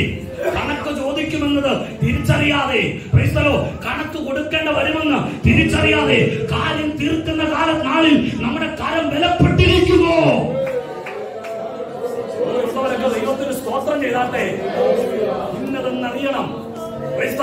ഇതിന്നതെന്നറിയാതെ ഈക്കിരാ വിളിച്ചാലും നടക്കരുത്. ഇതിന്നതെന്നറിയാതെ രാഷ്ട്രീയക്കാരന്റെ പ്രവർത്തനങ്ങളിൽ പങ്കെടുക്കരുത്. ഇതെന്നറിയാതെ കൂട്ടുകാരന്റെ കൂടെ കവലയിൽ ഇരിക്കരുത്. ഇതിന്നതെന്നറിയാതെ ഹല്ലേലൂയ ആ കടലിൽ ഇരിക്കരുത്. ഹല്ലേലൂയ. ഞാൻ രക്ഷിക്കപ്പെട്ടതാ, ഞാൻ വീണ്ടെടുക്കപ്പെട്ടവനാ, ഇനി എന്നെ ഈ കവലയിൽ കിട്ടത്തില്ല. എത്ര പേര് വിശ്വസിക്കുന്നു? ഒരു ദൈവത്തിന് നന്ദിയോടെ സ്തോത്രം ചെയ്താട്ടെ. ഹല്ലേലൂയ. എന്റെ കൂട്ടുകാരുടെ നാട്ടിൽ ഇവിടെ ഏനാത്ത് അവര് പട്ടാളക്കാർ അവരെ വിളിച്ച് പെന്തക്കോസ്തുകാരെ വെച്ച് വാക്ക് ചെയ്താലും ചിലർ പറയും എന്നെ പാസ്റ്റർ എന്ന് വിളിക്കത്തില്ല. അങ്ങനെ അവർ പറഞ്ഞൊരു കാര്യമുണ്ട്, ഞാൻ പാസ്റ്റർ എന്ന് വിളിച്ചാൽ നീ വിചാരിക്കും ഞാൻ നിന്നെ കളിയാക്കുമെന്ന്. നിന്നെ കളിയാക്കും നിനക്ക് തോന്നിയാൽ പോലും നിന്റെ ദൈവം എന്നോട് ചോദിക്കും. അതുകൊണ്ട് റജീനെ ഞാൻ വിളിക്കത്തുള്ളൂ, കാരണം കൂടെ പഠിച്ചല്ലേ. ഞാൻ പറയും എന്റെ പൊന്നളിയ നീ റജീന്ന് മാത്രം വിളിച്ചാൽ വേറെ ഒന്നും വിളിക്കാതിരുന്നാ മതി. അതുകൂടി ഞാൻ പറയാറുണ്ട്. ഞാൻ പറഞ്ഞ ആശയം പിടികിട്ടുന്നോ? ഇന്നതെന്നറിയണം. ആമേൻ. ദൈവമക്കളെ, ഞാൻ പറഞ്ഞല്ലോ 5 സ്റ്റാർ ഹോട്ടലിനകത്ത് ആരെ കിടന്നാൽ ഒന്ന് കിടന്നാൽ നമ്മളിങ്ങനെ ചുമ്മാ കിടന്നാൽ മതി. അതിന്റെ ആ ഷോക്ക് കൊണ്ട് ഇവിടുന്ന് തെറിച്ച് മേളിൽ ഷെയ്ഡിൽ പോയിടിച്ചതാ വീട്. നമ്മള് അത്ര കട്ടിലൊക്കെ നിങ്ങൾ കണ്ടോട്ടെ എവിടെയെങ്കിലും. ഞാനൊരു ഹോട്ടലിൽ എന്നെ താമസിപ്പിച്ചു. സ്വിച്ച് ഇട്ട് കൊടുത്താൽ മതി, ഒരു കൈക്കകത്തൂടെ വെള്ളവും കുപ്പി പുറത്തോട്ട് വരുന്നത് ആണെന്ന്. ഇത് എന്റെ ഭാര്യ ഒരാൾ വീട്ടിലുണ്ട്, ആ പോരാഞ്ഞിട്ട് അമ്മയുണ്ട്, പറഞ്ഞാൽ കേൾക്കാത്ത ഒരു മോനുണ്ട്. മോടെ കാര്യം പോട്ടെ.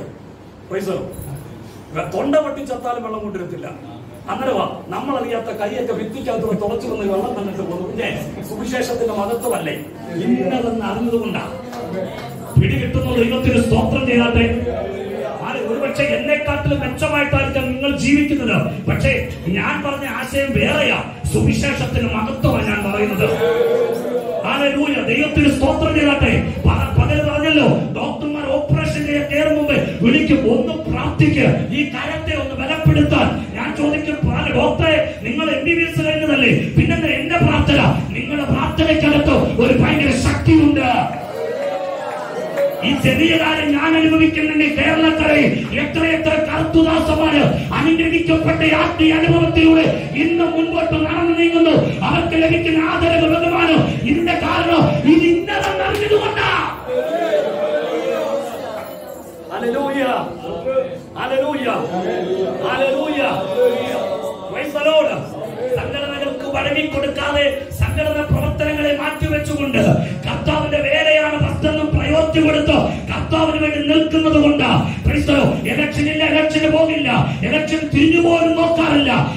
വർഗീയ ജാതികമായ അല്ലെങ്കിൽ ജാതികളുടെ ഇടപാടുകൾ എല്ലാം തള്ളിക്കളഞ്ഞ് സുവിശേഷത്തിന് വേണ്ടി നിന്ന് അവൻ നമ്മെ മാനിക്കും. നമ്മൾ ദൈവത്തിന്റെ പ്രോഡക്റ്റാ, അത് തിരിച്ചറിയണം. ഇവിടെയും ശുശ്രൂഷയിൽ പ്രാപ്തരായി വളർന്നു വരുന്നവരുണ്ടല്ലോ, അവരോട് പറയാം, നമ്മളെ വിളിച്ച ദൈവമാണ്. അതിനുവേണ്ടി നിന്നാൽ നിങ്ങളുടെ ഉയരത്തിൽ ദൈവം മാനിക്കും, നിങ്ങളെ ശക്തന്മാരായി ദൈവം മാനിക്കും. ശ്രദ്ധിക്കുക. അങ്ങനെ പ്രാർത്ഥിക്കുമ്പോൾ ഇത്ര വിശദീകരിക്കുക. എന്താ പ്രാർത്ഥിക്കുന്നത്? ഞങ്ങളുടെ പ്രാർത്ഥന എന്താ? ഇതാണ് പ്രാർത്ഥന. അതുകൊണ്ടാണ് പ്രാർത്ഥന ലേഖനത്തിനകത്ത് ഇൻക്ലൂഡ് ചെയ്തിരിക്കുന്നത്. നമ്മൾ വെക്കും പൗലോസ് പ്രാർത്ഥിക്കുന്ന ആളാണെന്ന് കാണിക്കാൻ വേണ്ടി ആയിരിക്കും ഈ രണ്ട് പ്രാർത്ഥനയും ഇതിനകത്ത് എഴുതിയത്. ഞങ്ങൾ ഇതൊക്കെയാണ് പ്രാർത്ഥിക്കുന്നത്, അത് മനസ്സിലാക്കി നിങ്ങൾ കൂടെ പ്രാർത്ഥിച്ചോ. വചനം പറഞ്ഞു, രണ്ടുപേര് ഐക്യമെത്തപ്പെട്ട് പ്രാർത്ഥിക്കുന്ന ഏത് കാര്യത്തിലും സ്വർഗം വിടുതലയച്ചിരിക്കും. ഈ കാരാഗ്രഹത്തിൽ കടന്ന് ഞാനും നിങ്ങൾ ഇത് വായിച്ച് നിങ്ങളുടെ സഭയിലാകട്ടെ വീട്ടിലാകട്ടെ നിങ്ങളും നമ്മൾ ഒരുമിച്ച് പ്രാർത്ഥിച്ചാൽ പ്രാർത്ഥനയ്ക്ക് ദൈവം മറുപടി അയക്കും. ഞാൻ നിങ്ങൾക്ക് വേണ്ടി ഇത് പ്രാർത്ഥിക്കുന്നു, നിങ്ങൾ അതല്ല നിങ്ങൾക്ക് വേണ്ടി വേറെ എന്തോ പ്രാർത്ഥിക്കുന്നു. എങ്ങനെ ദൈവത്തിന് പ്രവർത്തിക്കാൻ കഴിയും? Price the Lord. പറഞ്ഞു മനസ്സിലായോ? Price the Lord. ഓരോ ഞായറാഴ്ച ഇവിടെ വന്ന് കേൾക്കണം കർത്തുദാസന്റെ പ്രാർത്ഥനയുടെ അല്ലെങ്കിൽ എങ്ങനെ പ്രാർത്ഥിക്കണമെന്നുള്ള പ്രാർത്ഥന കോണ്ടസ്റ്റ് എന്താണെന്ന് മനസ്സിലാക്കണം. എന്നിട്ട് വീട്ടിൽ പോയി അങ്ങനെ പ്രാർത്ഥിക്കണം. പിടികിട്ടുന്നുണ്ടോ? എന്തെങ്കിലും ഒക്കെ വാരി വലിച്ചു പ്രാർത്ഥിച്ചുകൊണ്ടൊന്നും കിട്ടാൻ പോകുന്നില്ല. ഇതുകൊണ്ടാണ് ലേഖനത്തിനകത്ത് രണ്ട് പ്രാർത്ഥന ഇൻക്ലൂഡാക്കിയിരിക്കുന്നത്. പറഞ്ഞു മനസ്സിലായല്ലോ? എന്തുകൊണ്ടാണ് പ്രാർത്ഥന രണ്ട് ഇതിനകത്ത് എഴുതിയിരിക്കുന്നത്? ഞാൻ നിങ്ങൾക്ക് വേണ്ടി ഇതാണ് പ്രാർത്ഥിക്കുന്നത്, നിങ്ങൾ ഇതുപോലെ തന്നെ പ്രാർത്ഥിക്കണം. ഞാൻ പ്രാർത്ഥിക്കുന്ന നിങ്ങളുടെ അകത്ത മനുഷ്യനെ സംബന്ധിച്ച് നിങ്ങൾ ശക്തിയോടെ ബലപ്പെടണമെന്ന ദൈവത്തിന്റെ ആത്മാവിനാൽ നിങ്ങളും പ്രാർത്ഥിക്കണം. അകത്ത മനുഷ്യൻ എന്ന് പറഞ്ഞൊരു മനുഷ്യനുണ്ട് കേട്ടോ. അപ്പോഴാണ് തോന്നുന്നത് നേരത്തെ പൗലോസിന്റെ നല്ലൊരു ശുശ്രൂഷ കാലഘട്ടമായതുകൊണ്ട് അകത്ത മനുഷ്യനെ പറ്റിയ ഇഷ്ടം പോലെ കേട്ട് കാണും. പ്രൈസലോ അതൊന്ന് ശക്തിപ്പെടുത്തണമെന്നൊക്കെ കേൾക്കുന്നത്. കരമുയർത്തി ദൈവത്തിന് സ്തോത്രം ചെയ്താൽ ആമേൻ. ശ്രദ്ധിക്കേ, അങ്ങനെ പൗലോസ് അപ്പോസ്തലൻ പ്രാർത്ഥിക്കുകയാണ്. പ്രാർത്ഥിക്കുമ്പോൾ പൗലോസ് ഒരു പ്രാർത്ഥന ശീലമുള്ള മനുഷ്യനാണ്. ഒരു കാര്യം ദൈവമക്കളോട് പറയാം, ഈ ശീലമുള്ള മനുഷ്യൻ ആരാണെന്ന് നിങ്ങൾക്കറിയാമോ? പ്രൈസലോ 3-ാം അധ്യായം അതിന് 9-ാമത്തെ വാക്യം കൂടി വായിച്ചാൽ. സകലവും സൃഷ്ടിച്ച ദൈവത്തിൽ അനാദികാലം മുതൽ 8-ാമത്തെ വാക്യം. സകല വിശുദ്ധന്മാരിലും ഏറ്റവും ചെറിയവനായ എനിക്ക് സകല വിശുദ്ധന്മാരിലും ഏറ്റവും ചെറിയവനായ എനിക്ക് ശ്രദ്ധിക്കേ, പൗലോസ് അപ്പോസ്തലൻ ഈ എഫെസോസിലുള്ള സഭയൊക്കെ എല്ലാം ജാതികളല്ലേ? ജാതികളല്ലേ? അല്ലേ? യഹൂദന്മാരെ പുറത്തുള്ള സഭയല്ലേ? ജാതികളല്ലേ? ക്രൈസ്തവോ യവനരല്ലേ? ക്രൈസ്തവോ ആ ജാതികൾ അടിക്കുന്ന യവനന്മാരോട് പൗലോസ് അപ്പോസ്തലൻ പറയാണ്, ക്രൈസ്തവോ അതെ ഈ ഏറ്റവും ചെറിയവനായ എനിക്ക്, ഏറ്റവും ചെറിയവനായ എനിക്ക്. അന്നേരം പൗലോസ് അപ്പോസ്തലൻ തന്നെ കുറിച്ച് പറയും, ഞാൻ ഏറ്റവും ചെറിയവനാണ്. ഒന്ന് കേട്ടോ, നിങ്ങൾ കേട്ടിട്ടുണ്ടാകാം, പക്ഷെ കേട്ടിട്ടില്ല. ഒന്നും കേട്ടോ, ശ്രദ്ധിക്കും. പൗലോസ് എന്ന വാക്കിന്റെ അർത്ഥം എന്താ? ചെറുത് എന്നാണ്. അതിനാണ് നമ്മൾ ഇവിടെ മസാല ചേർത്ത് ചെറിയവനാക്കിയത്. ശ്രദ്ധിക്കും, ചെറിയവൻ, ചെറുത് എന്നാ. നിങ്ങൾക്കറിയാമോ? അറിയോ, തത്വചിന്തയുടെ മണ്ണിലാണ് ശക്തമേറിയ സുവിശേഷം പൗലോസ് പ്രസംഗിച്ചത്. തത്വചിന്തകളും നാടകം, കവിതകളും സകല കഥാരചകളും ഈ ലോകത്തിലെ സകല കാവ്യഭാഗങ്ങളും പടച്ചുവിട്ട പടച്ചവന്റെ മണ്ണാണ് ഏത്? ഏത്? ഗ്രീക്ക് എന്ന് പറഞ്ഞ ഗ്രീക്കർ എന്ന നാട്ടുകാരുടെ നാട്. എന്നാൽ ആ ഗ്രീക്കുകാരോട്, ആ യവനന്മാരോട് പൗലോസ് തന്നെ കുറിച്ച് പ്രസന്റ് ചെയ്യുക, ഞാനൊരു ചെറിയവനാ. നിങ്ങൾക്കറിയാമോ, ഒരു യവനാ വാക്ക് കേട്ടാൽ ചെറിയവൻ.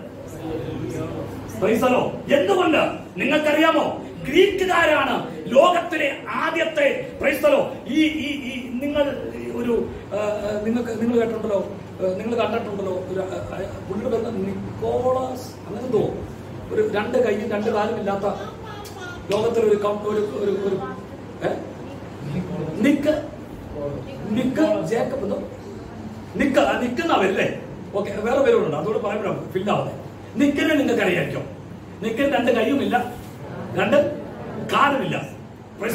ലോകത്തിലെ ഏറ്റവും വലിയ ഈ ഞാൻ പറയുന്നതോ നമ്മളെ എൻകറേജ് ചെയ്യുന്നതിന് പറഞ്ഞ മോട്ടിവേഷൻ ക്ലാസ് ലീഡറാണ് അദ്ദേഹം.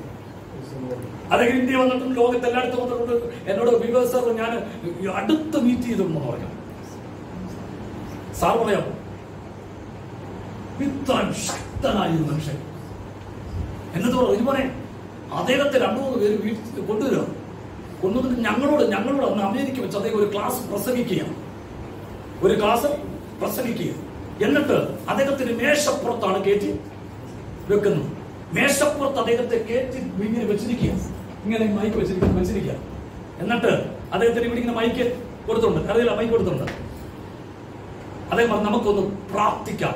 ഒറ്റ വാക്ക്, ഒരു സൂര്യൻ ആ ഇരുണ്ട വെളിച്ചമുള്ള 10,000 തടിച്ചുകൂടിയ ആ ഓഡിറ്റോറിയത്തിനകത്ത് ഒറ്റ വീശ് നമുക്ക് പ്രാർത്ഥിക്കാം.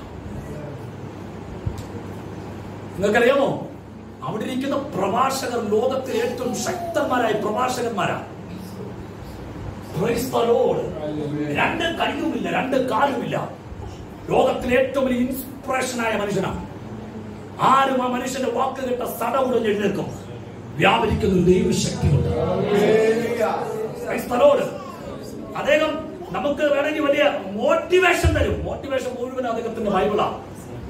മോട്ടിവേഷൻ മുഴുവനും അദ്ദേഹത്തിന് ക്രൈസ്റ്റാണ്. മോട്ടിവേഷൻ മുഴുവനും അദ്ദേഹത്തിന് ഹോളി സ്പിരിറ്റാണ്. നിങ്ങൾ വിചാരിക്കുന്ന ലോകത്തിലെ തത്വചിന്തകൾ പറഞ്ഞ് മോട്ടിവേറ്റ് ചെയ്യല്ല, ബൈബിളാണ് അദ്ദേഹത്തിന്റെ മോട്ടിവേഷൻ ക്ലാസ്.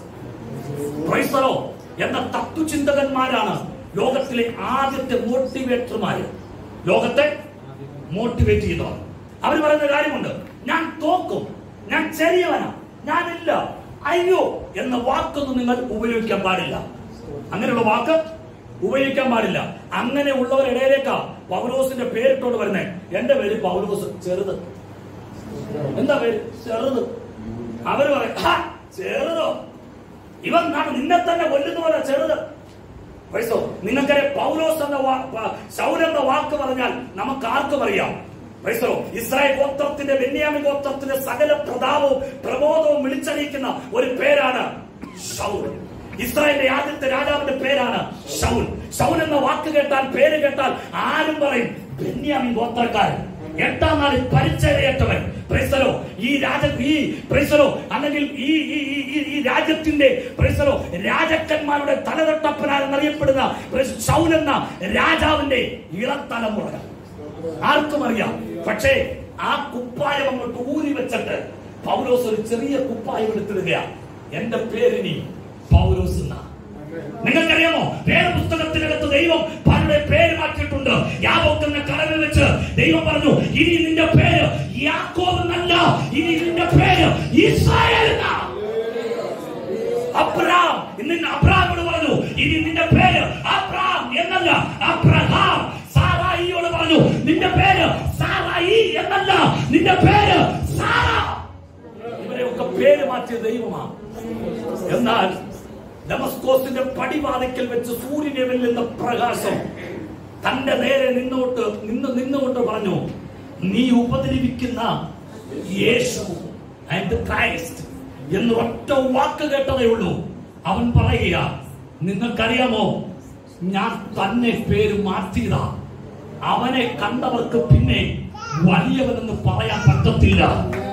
ഞാൻ കണ്ടതേ ദമസ്കോസിൽ വെച്ച് ഏതെങ്കിലും ഒരു ദൂതനെയല്ല, ഞാൻ കണ്ടത് ആൽഫയും ഒമേഗയുമാണ്. ശൗൽ എന്ന പേര് മാറ്റിയിട്ട് പൗലോസ് എന്ന പേര് സ്വയമേ സ്വീകരിക്കുകയാ. ഇനി ഞാൻ വലിയവനല്ല. ലോകൻ ഞാൻ സ്നാപനം പറഞ്ഞു, ഞാനോ കുറയണം, അവനോ വളരണം. ഇന്ന് രാത്രി ഇതിനകത്തിരിക്കുന്ന ദൈവമക്കളോട് പറയാം, അവനെ കണ്ടവർക്ക് പിന്നെ വലിയവനെന്ന് പറയാൻ കഴിയില്ല. ഹല്ലേലൂയ. യെശയ്യാവിലേക്ക് നോക്ക്, ഉയർന്നും പൊങ്ങിയുമുള്ള സിംഹാസനത്തിൽ പരിശുദ്ധനിരിക്കുന്നു. അവന്റെ ചുറ്റും മലക്കുകൾ 2 ചിറകുകൊണ്ട് പാദം മൂടി, 2 കൊണ്ട് കണ്ണും മൂടി, 2 കൊണ്ട് പറന്നിട്ട് യഹോവ പരിശുദ്ധൻ പരിശുദ്ധൻ പരിശുദ്ധൻ ആർത്തുപാടുന്നു. കാഴ്ച കണ്ട് അവസാനിക്കും മുമ്പ് യെശയ്യാവ് പ്രവാചകൻ പറഞ്ഞു, അയ്യോ ഞാൻ അശുദ്ധമുള്ള ആദരമുള്ള മനുഷ്യൻ, ആ വിശുദ്ധിക്ക് മുമ്പിൽ ഞാൻ ആരുമല്ല. കണ്ടോ, അവരെ കണ്ടവർ പിന്നെ പറയില്ല ശൗൽ എന്നാണ് എന്റെ പേരെന്ന്. ആ ദമസ്കോസിൽ ഞാൻ കണ്ടത് യേശുവിനെയാ. അവനെ കണ്ട എന്റെ പേരിൽ ശൗൽ എന്നല്ല, പൗലോസ് എന്നാ. എന്നെ പോലെ ഒരു ചെറിയവൻ വേറെയില്ല. എന്തുകൊണ്ടാ? ഞാനന്ന് കണ്ടത് വലിയവനെയാ. ഞാനന്ന് കണ്ടത് വലിയവനെയാ. അവനെ കണ്ടിട്ട് എന്നിലേക്ക് നോക്കുമ്പോ എന്നെ പോലൊരു ചെറിയ ഈ ഉലകത്തിൽ വേറെയില്ല. എന്നെ പോലൊരു ചെറിയവൻ ഈ ഉലകത്തിൽ വേറെയില്ല. ഈ വെളിപ്പാട് കെട്ടിവർ ദൈവത്തിന് സ്തോത്രം ചെയ്യട്ടെ. ഇനി എന്റെ പേര് പൗലോസ് എന്നാ. ചെറിയവൻ ചെറുത് ഞാൻ കണ്ടത് വലിയവനെയാണ്, ഞാൻ കണ്ടത് യേശുവിനെയാണ്. അവനാരെന്ന് എനിക്ക് മനസ്സിലായി. അവൻ തത്വത്തിന്റെ മുദ്രയാണ്, അവൻ ആൽഫയും ഒമേഗയുമാണ്, അവനാണ് ഇനി മരിച്ചവരിൽ നിന്നും ആദ്യം ഉയർത്തെഴുന്നേറ്റവനാണ്. അവൻ സഭയാകുന്ന ശരീരത്തിന്റെ തലയാകുന്ന ക്രിസ്തുവാണ്. അവൻ മണവാട്ടിയാകുന്ന സഭയുടെ മണവാളാണ്.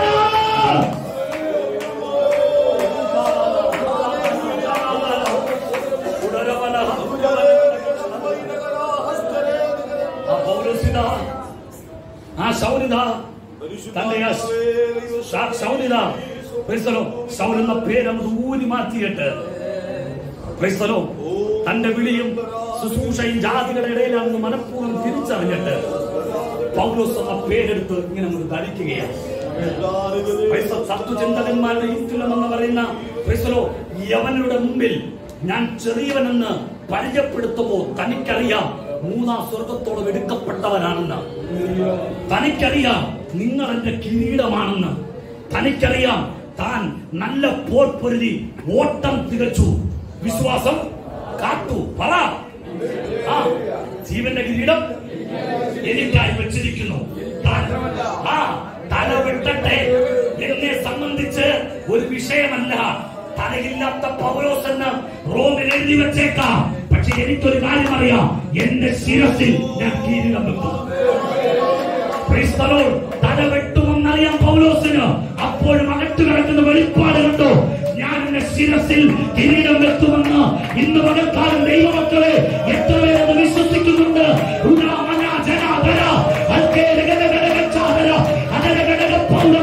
എത്ര പേര് വിശ്വസിക്കുന്നു? ഒരുപക്ഷെ നീ ഇന്ന് മരിച്ചു കാണത്തില്ല, പക്ഷെ വിശ്വസിക്കുക, എന്റെ ജീവൻ ക്രിസ്തുവിൽ മറഞ്ഞിരിക്കുന്നു.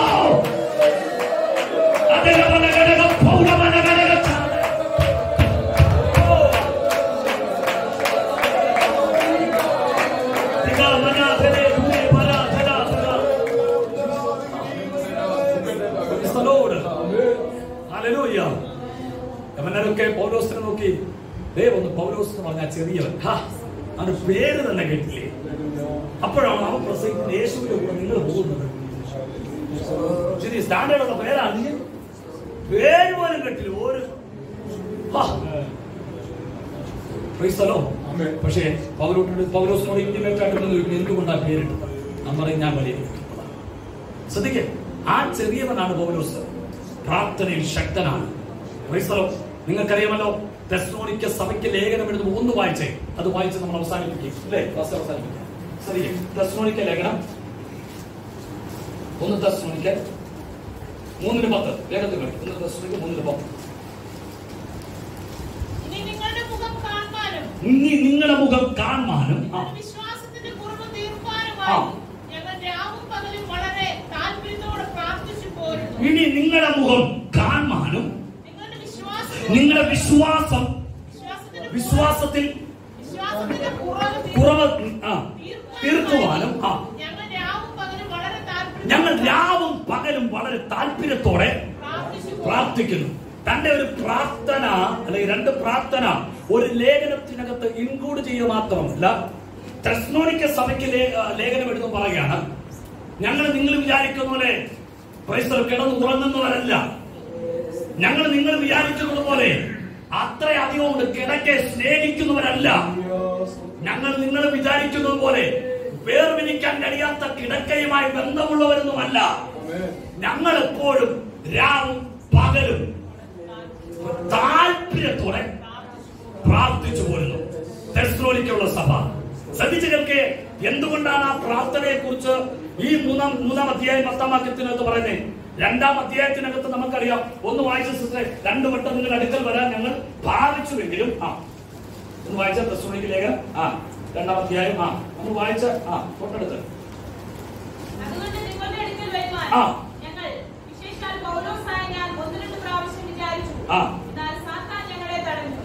ഇങ്ങനെ വായിക്കാം. സഹോദരന്മാരെ 17 മുതൽ 1 തെസ്സലോനിക്ക 2:17 മുതൽ, സഹോദരന്മാരെ, ഞങ്ങൾ അല്പനേരത്തേക്ക് ഹൃദയം കൊണ്ടല്ല മുഖം കൊണ്ട് നിങ്ങളെ വിട്ടുപിരിഞ്ഞിട്ട് നിങ്ങളുടെ മുഖം കാണാൻ ഏറ്റവും അധികം ശ്രമിച്ചു. ഏറ്റവും അധികം ഞങ്ങൾ എന്ത് ചെയ്തു? ശ്രമിച്ചു. ഒരു ശ്രമമൊക്കെ ഞങ്ങൾ എന്ത് ചെയ്തു? നടത്തി. അടുത്ത വായിച്ചേ. അതുകൊണ്ട് നിങ്ങളുടെ അടുക്കൽ വരുവാൻ ഞങ്ങൾ വിശേഷ പൗലോസാകുന്ന ഞാൻ 1-2 പ്രാവശ്യം വിചാരിച്ചു. ഞങ്ങൾ പ്രിപ്പറേഷൻ ഒക്കെ നടത്തി നിങ്ങളുടെ അടുത്തേക്കൊന്ന് വരാൻ വേണ്ടി ഞങ്ങൾ അതിനു വേണ്ട ക്രമീകരണങ്ങളൊക്കെ നടത്തി. പക്ഷെ സാത്താൻ ഞങ്ങൾ എന്ത് ചെയ്തു? തടുത്തു. എന്നതുകൊണ്ട് കളഞ്ഞിട്ട് പോയെന്നല്ല, നമ്മൾ വല്ല ആരും കളഞ്ഞിട്ട് ചെയ്യും.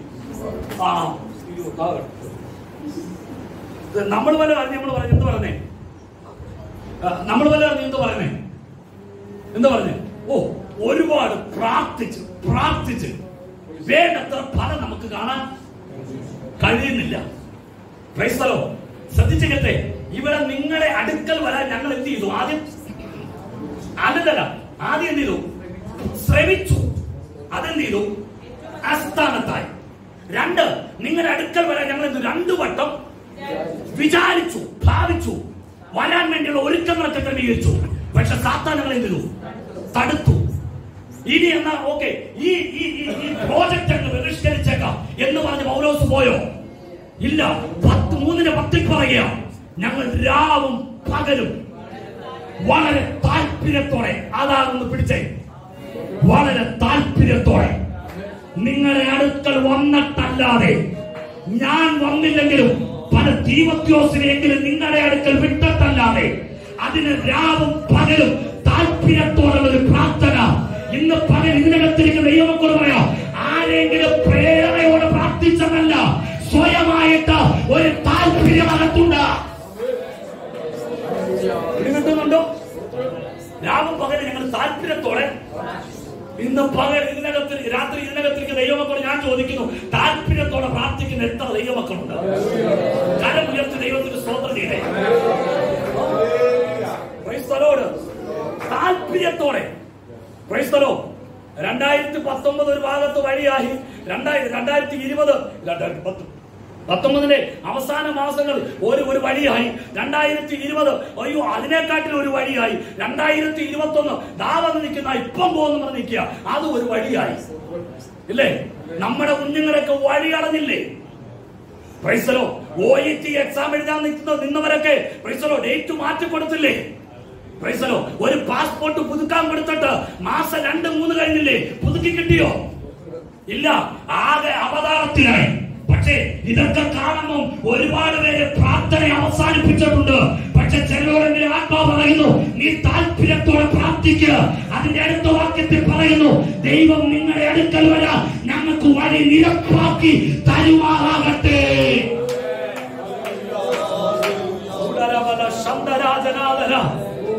പ്രാർത്ഥിക്കുന്ന ദൈവമക്കളോട് ഞാൻ പരിശുദ്ധാത്മാവിൽ ഇങ്ങനെ ദൂത് പറയാം, ആരൊക്കെ അടച്ചാലും സ്വർഗം അത് തുറന്നിരിക്കും. പക്ഷെ പ്രാർത്ഥിക്കണം താല്പര്യത്തോടെ, രാവും പകലും വ്യത്യാസമില്ലാതെ, കണ്ണുനീരോടെ, സ്വത്വത്തോടെ നിന്റെ ആവശ്യങ്ങളെ ദൈവത്തെ അറിയിച്ച് പ്രാർത്ഥിക്കാം.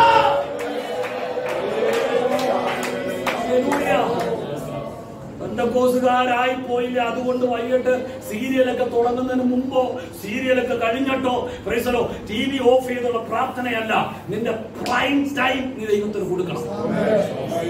രാത്രിയല്ലേ പ്രൈസ് ദി ലോർഡ് ഒരു ഭയങ്കര ക്ഷീണമാ എന്നാ കയറി തലേ കുത്തി കിടന്ന് ഉറങ്ങാം എന്നല്ല, നിന്റെ ഉറക്കം നിന്നെ കവർന്നെടുക്കുന്ന സമയം, നിന്റെ പ്രൈം ടൈം നീ ദൈവത്തിന് പ്രാർത്ഥനയ്ക്ക് കൊടുക്കണം.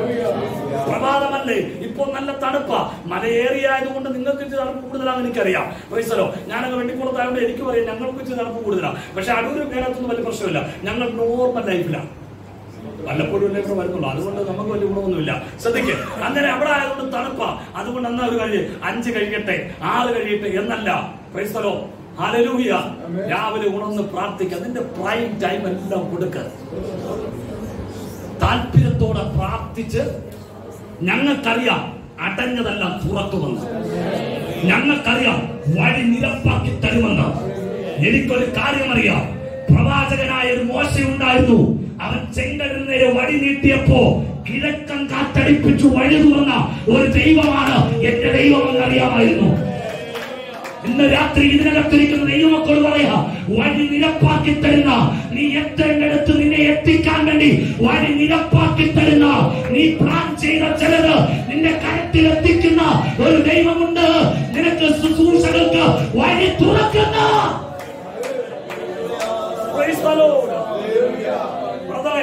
ദൈവാത്മാവ് നിന്നോട് പറയുന്നു, ചിലതൊക്കെ വെച്ചൊഴിഞ്ഞ് നിന്നെ ഏൽപ്പിച്ചത് നിന്റെ കരത്തിൽ മുറുകെ പിടിച്ച, നിന്നെ പരമേൽപ്പിച്ചതെടുത്താൽ നീ ഒരു യോനെ പോലെ. പക്ഷെ ഏൽപ്പിച്ചത് നീ ചെയ്യാൻ തുടങ്ങിയാൽ സ്വർഗം നിന്നെ മാനിക്കാൻ പോകുകയാണ്. ഒരു കാര്യം ഉറപ്പാ, എന്നായാലും എക്കാലത്തായാലും ദൈവം നിന്നെ കുറിച്ച് ഉദ്ദേശിച്ചത് നിന്നെ കൊണ്ട് ദൈവം ചെയ്യിച്ചിരിക്കും. പക്ഷേ യോനെ പോലെ അയ്യം വിളിക്കാൻ ഇടവരാത്ത നിലയിലേക്ക് നിന്റെ ലൈഫിനെ സെറ്റ് ചെയ്തോളാൻ പരിശുദ്ധാത്മാവ് രാത്രി പ്രവചിക്കുന്നു.